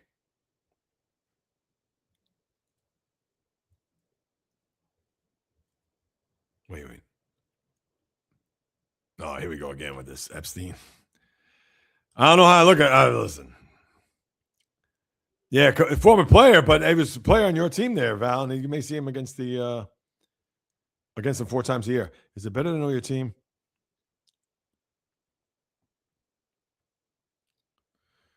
As a sports fan. I think it's always better to have hope. You don't want to be a team that's out of it and then that's it. Yeah, I have to say the latter. I mean, because right, to know that, listen, if you're in Pittsburgh Pirates or Colorado, I can't say Miami this time around, but yeah, like in those cities, they're already defeated before the season starts, and that's not a good thing because you don't build any momentum. You don't have that period to where you feel like, hey, somehow, some way, if we're still in the pennant race of July, maybe we'll buy, maybe we'll get involved. Whereas when they're already 25 games out, as Colorado is, yeah, rough stuff. No lime today there, Waffle Iron, just straight watermelon juice. I do have half a watermelon in my fridge, which I'm going to add some lime to that as well. All right. Over. Oh, bio. What do I do to stay interested in the second half of baseball? I know. I guess you get a calendar and you start marking those days. So when you wake up tomorrow, July 7th, done. July 21st, done. August 3rd, trade deadline, come and gone. Who do we get? And then those last 2 months, it's tough sledding.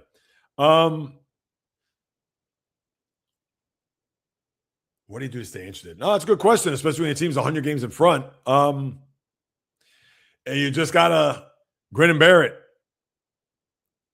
Get to October. Obviously, you're going to have a 1 seed. You don't have to worry about going through the wild card nonsense. Yeah, wait to see who you play, and then boom. Your season begins. The real season begins. All right. Oh, what did I was? Hold on. If you're a Browns fan. Yeah, yeah, to be a Brown fan where it's perpetual losing year in, year out. Yeah, I'd rather suffer through November and have either a shot or an outside shot than to be 3-8. Because that's just brutal. That's brutal for any team that has a franchise. So imagine this. Let me set the stage here.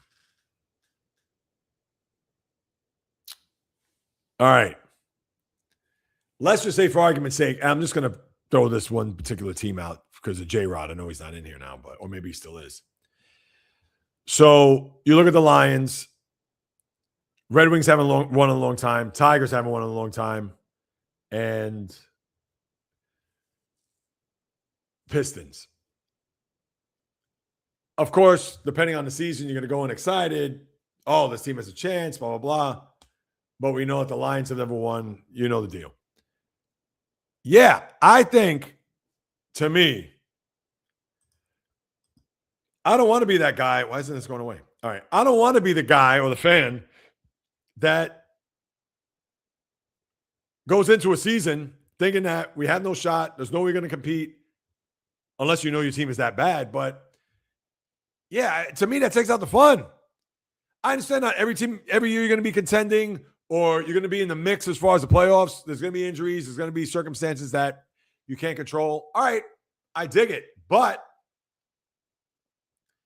I'd rather have that than to start off the year, oh, we got no shot. We're going to be 0-4. Look at our schedule. This is the Lions, of course. Or same with baseball. Oh, look at September. We have a ton of road games. The last 3 at home are 2 weeks before the end of the regular season. We got to go on a long road trip. Yeah, nonsense. But, yeah, but it's one of those things that it's fascinating from this regard. When you have a team that you feel is going to compete year in and year out, at least you know, all right, I know they're going to go spend when they need to spend. It shouldn't be a thing where you go into a season and you're like, oh, well, yeah, we do have a couple of players. We have this, we have that, but we're not going to win anything. And that may be true, but geez, have a little hope. Hope springs eternal, even though hope is not. What is that? I know a lot of Yankee fans have said that about Aaron Boone, where hope is not a result, which is true, but Rui Hachimura signs 3-year deal with Clippers. So look at that. He doesn't even have to go far. Could still stay in the same home where he's at, unless he's renting. I don't know. No, except when they play Pittsburgh. When they play the Steelers, they feel, especially in their building, because they've beaten the Steelers a lot in Cleveland. Browns fans think they can win like the Cowboys fans. Nah, I know the Cowboy fans can be delusional. They haven't won anything in 30 years, but because they are the Cowboys, the star, and they have Dak Prescott and CeeDee Lamb and George Pickens, and yeah. But I'm not going to look at that and think that,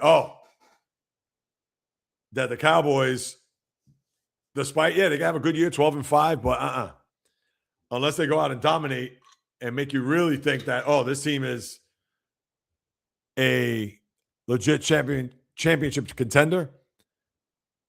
But until then, I have to say, Rue's my favorite place. Oh, wow. Wow. Sorry to hear that, Bio. I know it's got to be tough.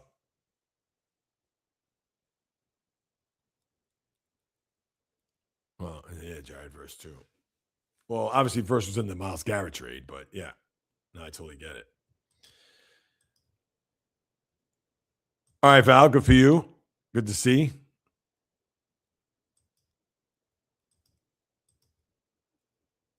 Wait, let's put that.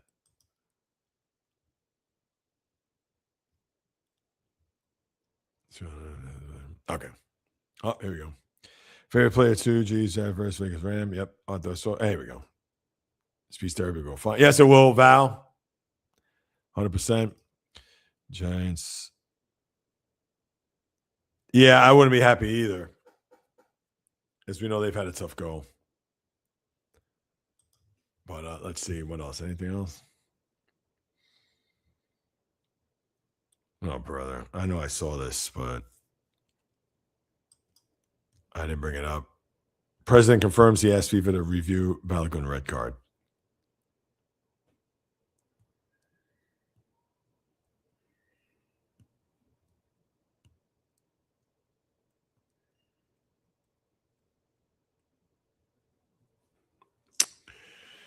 Yeah, I'm just looking at this.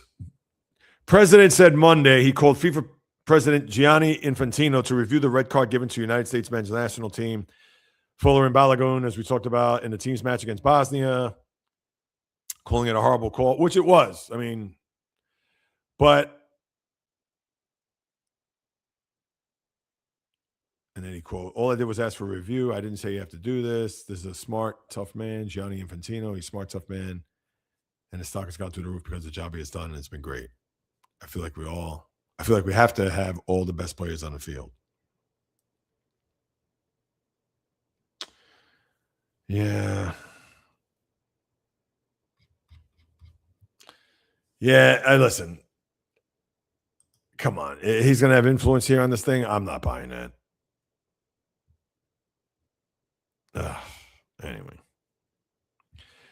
Let's see. What else we got, people? Anything else? Kaminga was good, but I think we didn't use him correctly at the end. Yeah, they didn't really use him that much, that Val. Just wasting his talent there on the bench. Excited for Conor McGregor to return to UFC this Saturday. And I haven't given you the proper shout-outs. Waffle Iron Walrus, a.k.a. Tatsuya Mai, a.k.a. Minnesota Fats, a.k.a. Cowboy Bull, Dad's Chips, Jonathan Sean Cup, Everyday Mets, Fuqua Johnson. Can't forget that one. That's the big one.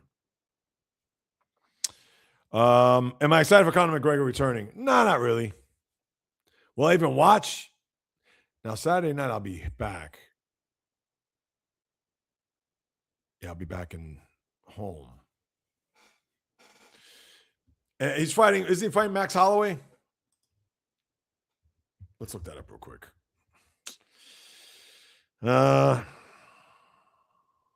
Conor McGregor.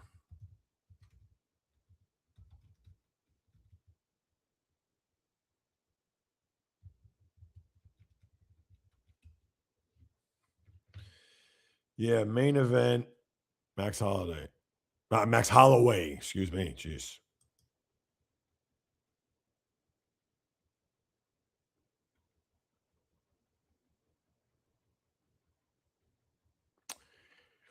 Max Holloway says he never expected to get a rematch. Well, he's got one. Good for him.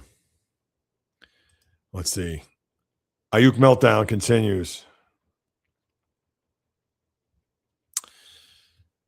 Yeah, I know you wanted to go play in Washington because, of course, they played together in college, but I got news for you.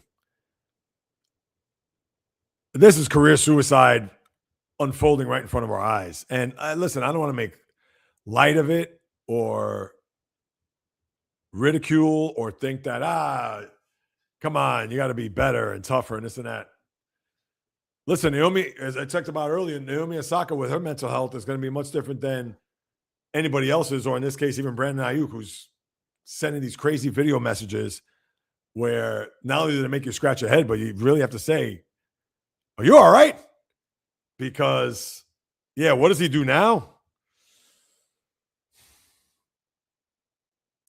Yeah, if I was his agent, I'd say, we need to pump the brakes. We need to just cut this all out. Let's go somewhere, a couple of days, decompress, kumbaya, and that's it. I understand easier said than done. I also understand that whatever it is that he's going through personally and even psychologically, that's for him to deal with. Obviously, I'm not a licensed professional, and a lot of people aren't either, and I get it that we're quick to judge and so on and so forth. But with this, I mean, it's as clear as day how he's behaved, responded, followed up, and all that stuff. And you only hope that he could stop this now if he does want to get a job elsewhere, because right now, if I'm a GM, VP of football ops, etc., I'm not signing this guy. I don't care if he catches 100 touchdowns.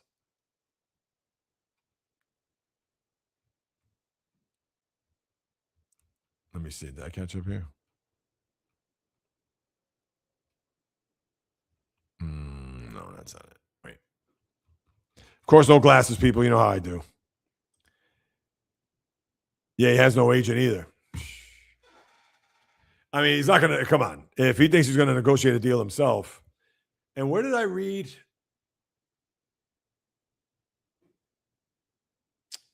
Was that Tobias Harris? There was a dad that did an NBA player. I want to say it's Tobias Harris. I'll look that up real quick.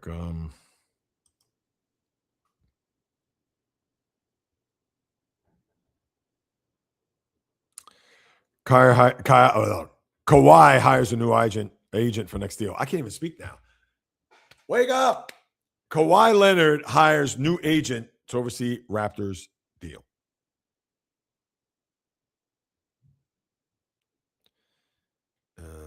Let's see. Robertson. Yeah.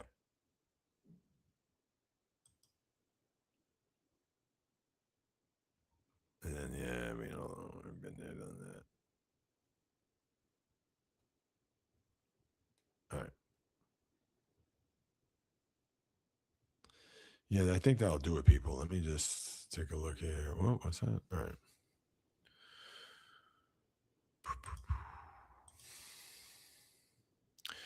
Yeah, that'll do it. There isn't anything else that's going on that I can see here.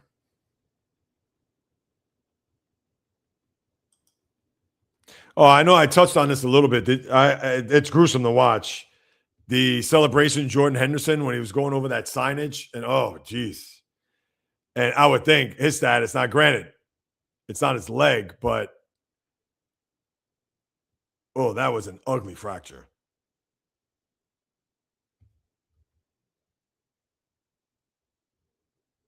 Yeah, you're looking at the pictures. Ugh.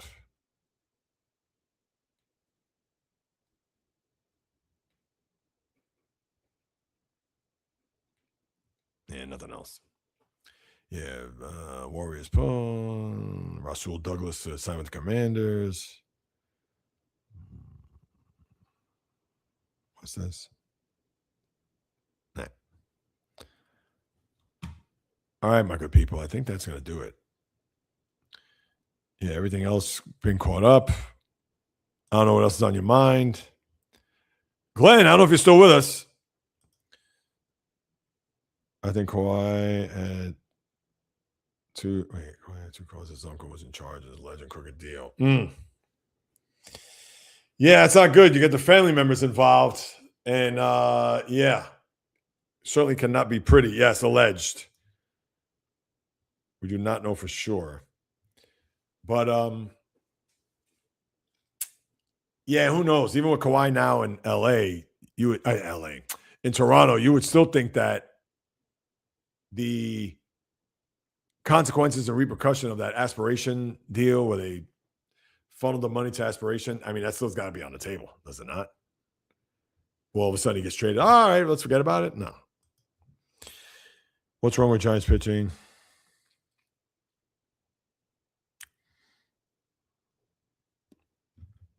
Well, that's the thing, too, Val. I know the Giant pitching, not great. And, you know, they played in that ballpark. And that ballpark, I mean, listen, it's a joke. It's a bandbox. The thin air, that ball travels out of that park. And the thing is, it's one of the most cavernous, especially left field. But, yeah, not when you have an altitude like that.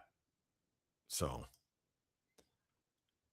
All right, guys, bear with me for 1 second before I sign off. I just want to turn on the air because I've been doing it without the air for the first, hour and a half. And, yeah, it's getting a little sticky in here. So bear with me 1 second.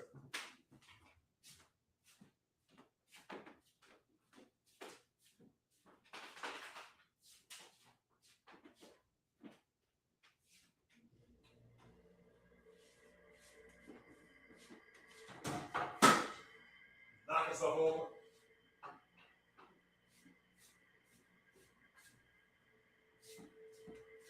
And better yet, glasses. because I always forget them. Thank you, Val. Appreciate that always. Yeah, is it going to be in the light? Oh, no, it doesn't. Let me see. Oh, yeah, if I sit up that way. See, now much better. Now I don't look like I got my head hung, ready to just hit into the microphone. No. What do we got? Hot take. Rankings NBA East as comes today. Raptors won.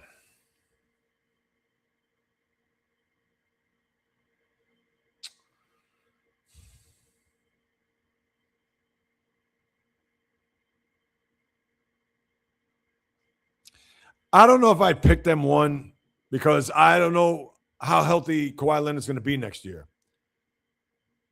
Now, to me, I like to see him play 70 games. Play 70 games, they're going to be really good. Are they a 1 seed? I can't say that. Knicks 2. Sixers. Yeah, Hawks, Celtics. Hawks are because they're young. Celtics. Well, you're not putting Miami up there. Not even in the top 5. I would probably take Hawks out, Miami in. I think the Hawks can as a 6 seed. And they were what?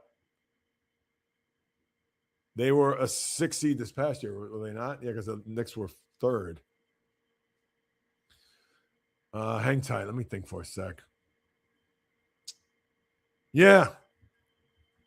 I don't know. If I had to rank top 5 in the East right now,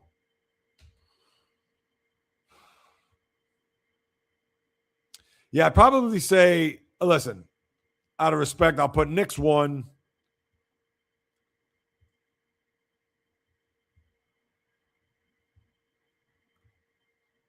Yeah, and I understand the records change. It's just by division. It doesn't go like that. How's Indiana going to play this year? Halliburton back? No, I wouldn't put the Pacers there, though. All right, let's see. Yeah, Knicks 1.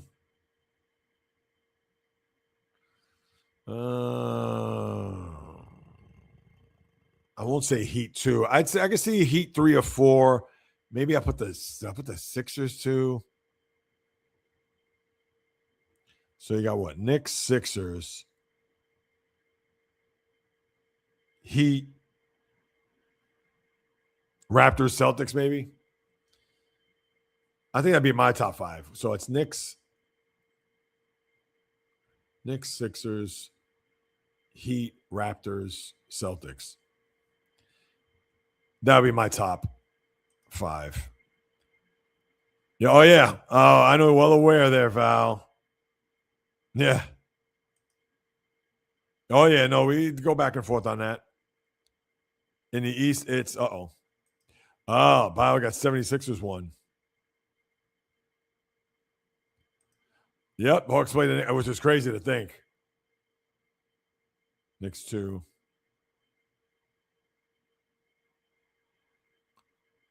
Yeah, Indiana. Oh, so you're putting Indiana 2 then. Hold on.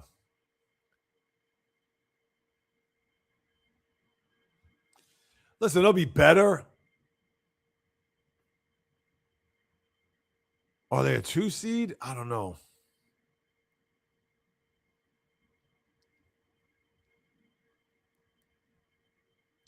Yeah, that's going to be fascinating next year.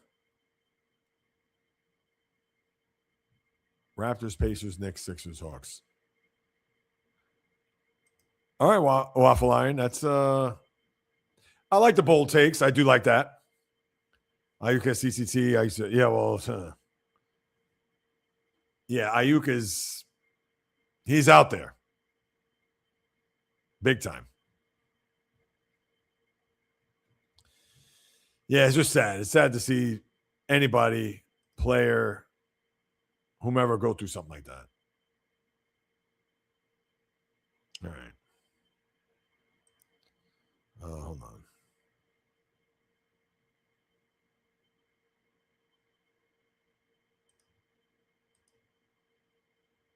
Yeah, I'll just leave that there. All right. Yeah, I think that's going to be about it, people. Unless you got some stuff on your mind, want to keep this chat going. Yeah, everything else has been spoken about. I'm not going to manufacture anything. Oh, so that Dimitrov Ferry match is suspended. Maybe there's weather involved.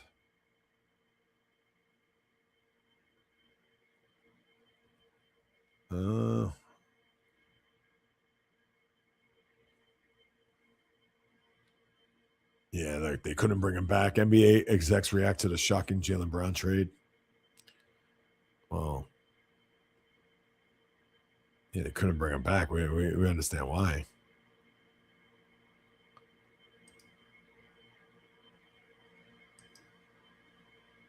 All right.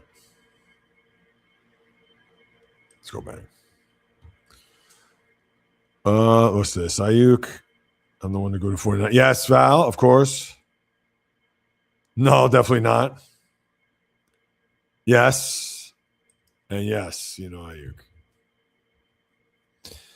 All right, guys. I think that may just do it. Unless you got some more stuff on your mind, more stuff you want to share, get into. Now we're starting to get. Listen, I know this week you'll have a lot of the World Cup stuff. NBA will die down, NHL. Really, you're going to have soccer, baseball, tennis. Unless something surfaces here over the next few days. But we got 12 noon Eastern on the live stream come Wednesday. Another podcast coming at you Thursday. So, I'll be around. And we'll see how the game unfolds tonight, whether or not I go on live tonight. Or I may do it tomorrow. I know the game starts at 8. By the time everything ends, it'll be after 10. But, yeah, unless there's something that has to be brought up in the moment, then, yeah, I think I'll just wait until the morning to talk about that. But, yeah, I'll go into my closing, and then I'll come back to your comments if need be, whatever's on your mind. So that'll do it. Another episode just about the books, my good people. Thank you so much for stopping by, carving out precious time out of your day. And a few that jumped in on the room and subscribed today, thank you, guys and gals, so much. That means the world, means a lot. Slowly but surely getting there. I'm about, 12, 13 away from 1,300. Hoping to multiply that by the days, by the weeks, by the months. Hell with that. How about by the seconds? And this is where I need your help. If it's true, independent, passionate sports talk you're looking for without the clickbait, rage bait, fluff that you may see on other channels, this is the channel for you. Whether you're a casual, diehard sports fan, or anywhere in between, please hit that subscribe button. Again, it'll go a long way to increase the visibility of this podcast, and this channel, I should say, with all the others that are out there. So if you could do that, I would sincerely and greatly appreciate it. And also, as I mentioned earlier, on Apple, Spotify, or whichever podcast platform you listen to, make sure you subscribe there on top of throwing me a few stars, writing a review. I would sincerely appreciate that. Hey, Magoo, it's been a while. Yes. What is happening? Good to see you. Hang on there one second, Magoo. If you want to hit me up with any questions, comments, suggestions, you can do so at the following: Instagram, TikTok, Facebook, the J Reels Podcast, or J Reels on Instagram, Twitter, J Reels 1, just the number, Twitch, J Reels 1, just the number, or the old-fashioned way, the J Reels Podcast at gmail.com. I'll be more than happy to follow up with you guys and gals, because whether you do or do not know, there's what I love to do, people, in the blood and the DNA since birth, as you already know. I mean, where else are you going to get in one podcast? Baseball, basketball, tennis, the World Cup. You got to listen to 4 other podcasts to get into that, which is fine. And I understand you got your go-tos, which, hey, no harm, no foul. But when you get them all right here in one shot and then live, unedited, living color, etc., I mean, please, doesn't get any better than that. So, as long as I'm sitting in front of this microphone and camera, I promise I'll deliver nothing but passion, fire, energy, fury with my thoughts, opinions, critiques, praise, analysis, feelings on anything and everything that's happening on the world of the diamond, ice, gridiron, hardwood, golf course, racetrack, tennis court, boxing ring, octagon, you name it. From my lips to your ears, from my heart to your soul, from I am to wherever you are, the J Reels Podcast always comes correct, direct, and in full effect. From the South Bronx, the South Beach, the South End, the South Pacific, and all points beyond, peace, love, and God bless everybody. Enjoy the rest of your Monday. We'll reconnect. I would think sometime tomorrow when they pop up live, but for sure, Wednesday, 12 p.m. Eastern. You already know. Until next time on the J Reels podcast, on the flip, baby. Now, Magoo, where have you been? What's going on? I'm curious. Good to see you on here. Looks like you're doing well. Hope you're doing well. We can start there. Yeah, absolutely. Same here. Without question. Anything new? Anything happening? Anything going on? Curious to know. Yeah, I'm wrapping up the podcast here. The good usual turnout from everybody, which I, as always, truly appreciate. Just going through the sites to make sure that I'm up to speed on what's happening. Let me see. All right. Yeah, I got to read that. That'd be interesting. All right. But yeah, besides that, though, Magoo, all in all, oh, here we go. What you got here? Just working, taking care of kids. Good for you, man. Keep doing that. Is that right? Oh, that is awesome, man. Congrats. That's some great news to hear. Good for you, Magoo. And may that sucker be in remission forever. That it's going the other way. It's scared because you keep fighting that good fight. Good for you. Bio, as always. Have a great sports day to you as well. I didn't get your thoughts, Bio. I know you probably maybe you've signed off on the game last night. But no, that is awesome, Magoo.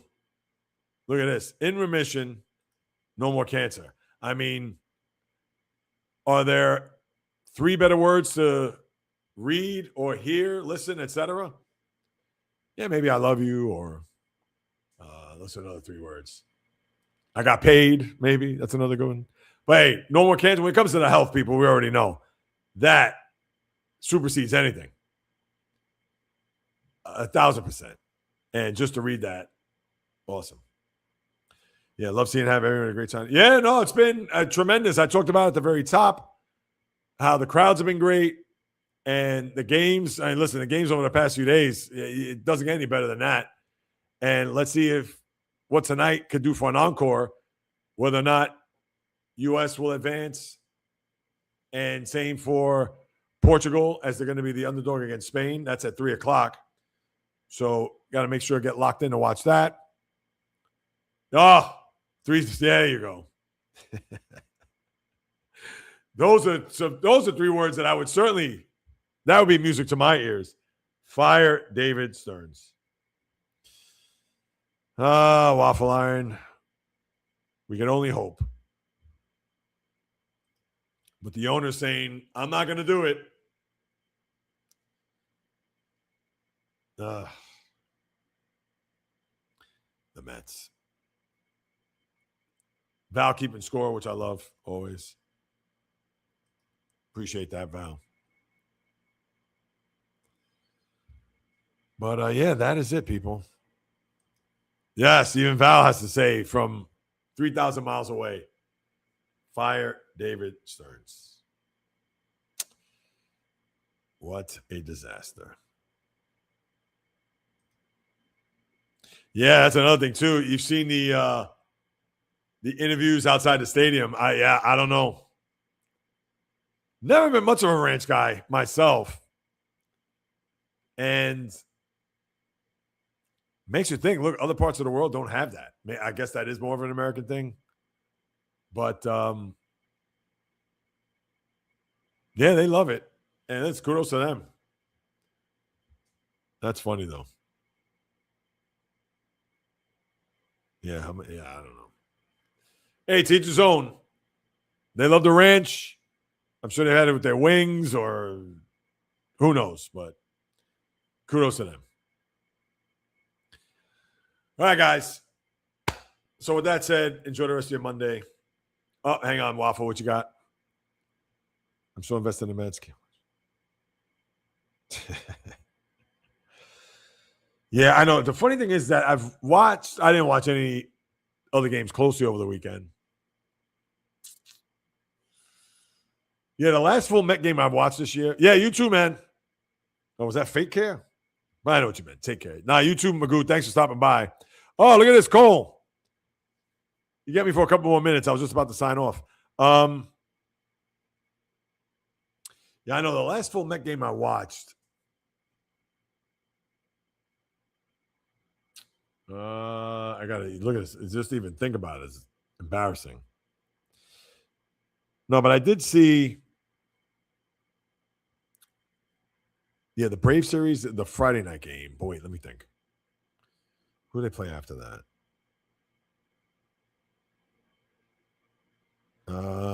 It's coming to me. Yeah, wasn't that the week? No, the following week is when they went to Miami.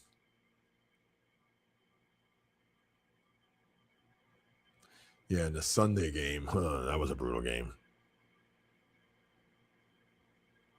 Yeah, it's been it's at least a couple of weeks since I watched a Met game from start to finish. That's how bad. Fishing games at the doctor's office outside waiting for. Okay, how's she doing? Everything all right with her there, Cole? Yeah, listen, I can see it. Although I don't know, Belgium. No, but listen, if they win 3-1, the U.S., would I be shocked? I would not. But that's gonna be a great game, I think.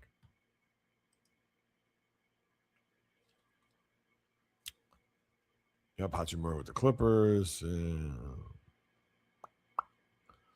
All right. Oh, just a checkup. All right, that's good. Yeah, hope all goes well there. And what about your health there, Cole?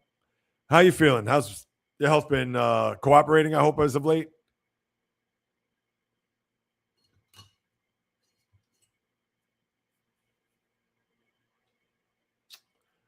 I'm going to be all right if I can't. Oh. You should be able to get on your phone, no?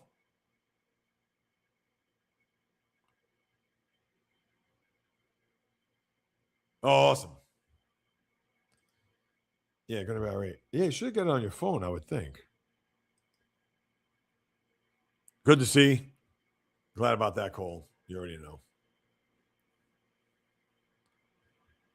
Yeah, I tell you. Our health, man, is the most important thing. And there is not a price tag. I know for some there is when it comes to surgeries and enhancements and things of that nature, but yeah, just to try to fight off whatever cancer cells, the diseases, and all that stuff. I mean, and nobody says you got to eat impeccable, but obviously especially as you get older. Here I am now sounding like a nutritionist / philosophist. You can get on your phone if you pay. Yeah, even then, wow. Fox, they wouldn't have a trial? Like, hey, 7 days, you get the app for free. None of those?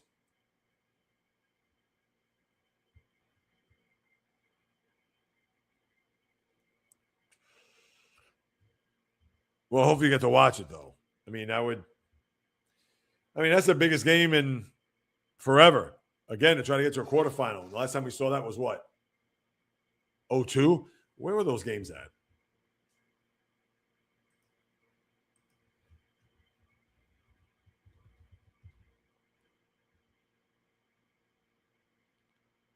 Oh, South Korea, Japan.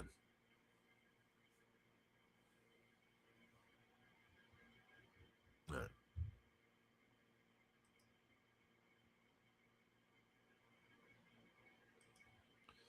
If I can't get Fox. Wow, look at that. J-Rod into the soccer. Or Cole for today. The Valkyries and Giants play today. Yeah, Mets have their final wrap around 7:15 tonight. 1931, third place. That's our best finish. Yeah, yes. 90. What was that? 96 years? Jeez. Incredible. Listen, we understand U.S. isn't a powerhouse, but to think it's been that far. Yeah, that's why that game tonight is fascinating. Looking forward to it. And the thing is, I'll be at my in-laws tonight where we'll watch, hopefully be able to watch the whole thing because I know that they are catching a flight tomorrow. So, but yeah, but I'll be over it. All right, guys, I think with that being said, I will bid adieu. Salute to you all. Much love. Thank you, Val, for your support, for your time, your energy, everything. So, and we have the one bronze. Yep, that's it. Cole got it right there. Look at this. Just as I'm ready to log off, sign off, he's back. I may be just a couple more minutes, Mark, just so you know. So I don't want you to think that I'm cutting this off because you jumped on. Oh, yeah. It's possible there, Cole. At this point, I wouldn't be surprised. Although the matchup in the next round is going to be very interesting, but hey, we worry about it then. Can't worry about that now.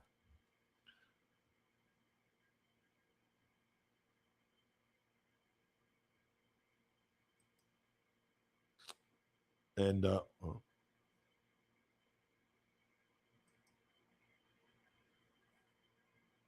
that's true. You did say that. Yeah, I'm not going to be here much longer, at least for today, but obviously back on Wednesday, the times tomorrow. I mean, barring anything crazy tonight, I may do a live tonight, but if not, tomorrow for sure. As we've cooled off here in the tri-state area. And in fact, what's the temperature right now? It's probably like 74 degrees, drizzling. And remember, it was in the hundreds. It gets in the mid-80s by Wednesday.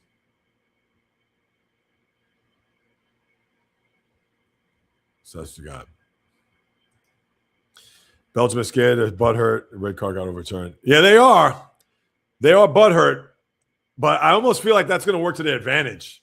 As I've said earlier, I think you got the gist of that at the beginning of the podcast. I don't know.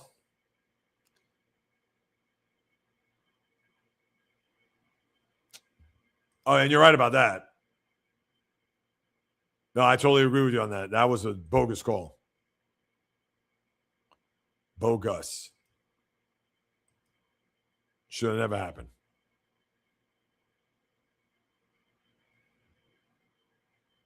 All right, where did I? Whoop.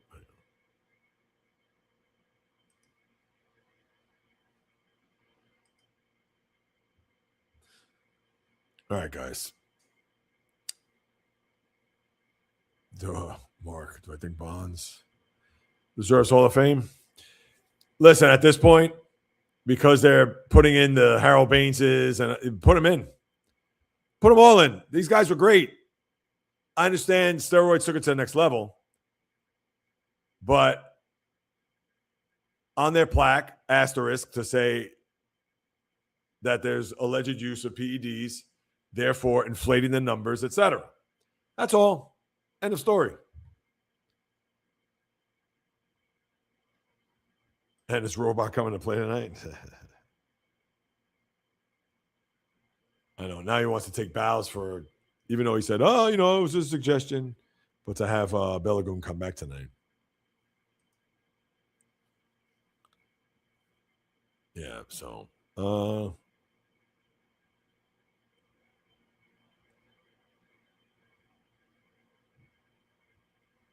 on. Yeah, I know. I'm always looking to see if anything else has popped up here. No. All right. Oh, also Peacock. Oh, is that right? Oh, that's cool. 30-minute preview. Now, what if you go to their... Yeah, because the game's on aren't they free on Telemundo? I think Well, I'm sure they have an app. I would think you would watch it there. What's this? I believe barricades.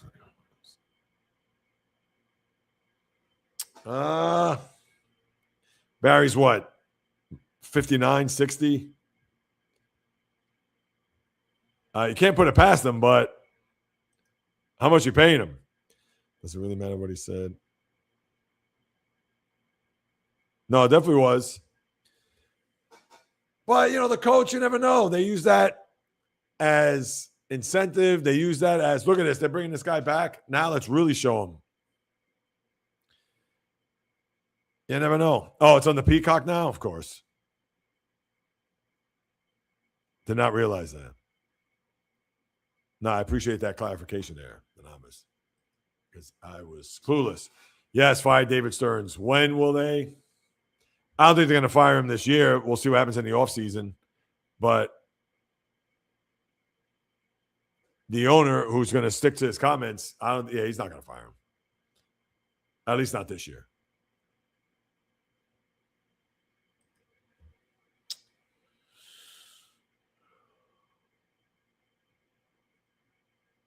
All right. Yeah, just waiting for a couple of comments if they do pop. Here we go. I get what you're saying. Pushing Belgium, I agree with that. Yeah, because now this is a different scenario, but it's almost like, let's say in the NFL, if a guy was on the injured list and he's on, and then on the last day, oh, he's on the injury list. He's not, he's going to play on Sunday. It's like, oh, all right, good. Let's go. Now, this is a little bit different because then the coach came out and said, oh, it's April Fool's Day again, which I understand. He's not happy. Listen, I'm sure you don't need to put truth serum in him to say, or for him to say that, oh, yeah, that shouldn't have been called. There shouldn't be a red card, etc. But he's trying to get every advantage. And now that I think about it, let me look up. What was the score of that game in March?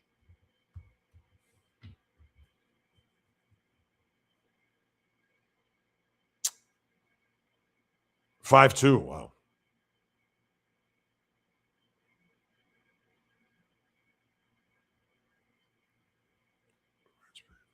Yeah, so 5-2. That was back March 28th.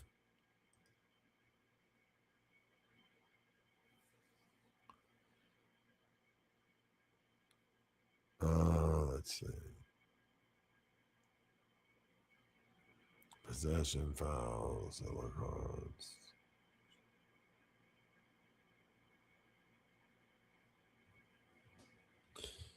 Yeah, 5-2 is the game. And the thing is, U.S. scored in the 39th minute. And then after that, he just got bludgeoned. 45th minute, 53rd minute, 59th. That was a penalty kick. 68th minute, 82nd minute, and then U.S. scored at the 87th minute. Yeah, I mean, that was decisive. And I don't know if Balogun was on the lineup that day. I'm assuming that he was. And we'll see what happens. That's always sports. Oh, thank you, Val. Truly appreciate that. Yeah, no, I hear you, Jay. No. We're here. You know that. As sports fans. 100%. Thank you, Val.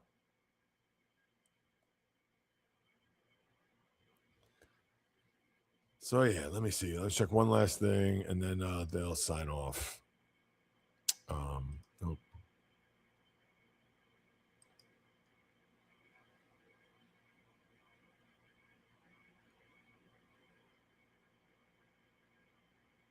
All right. Yeah, that's it.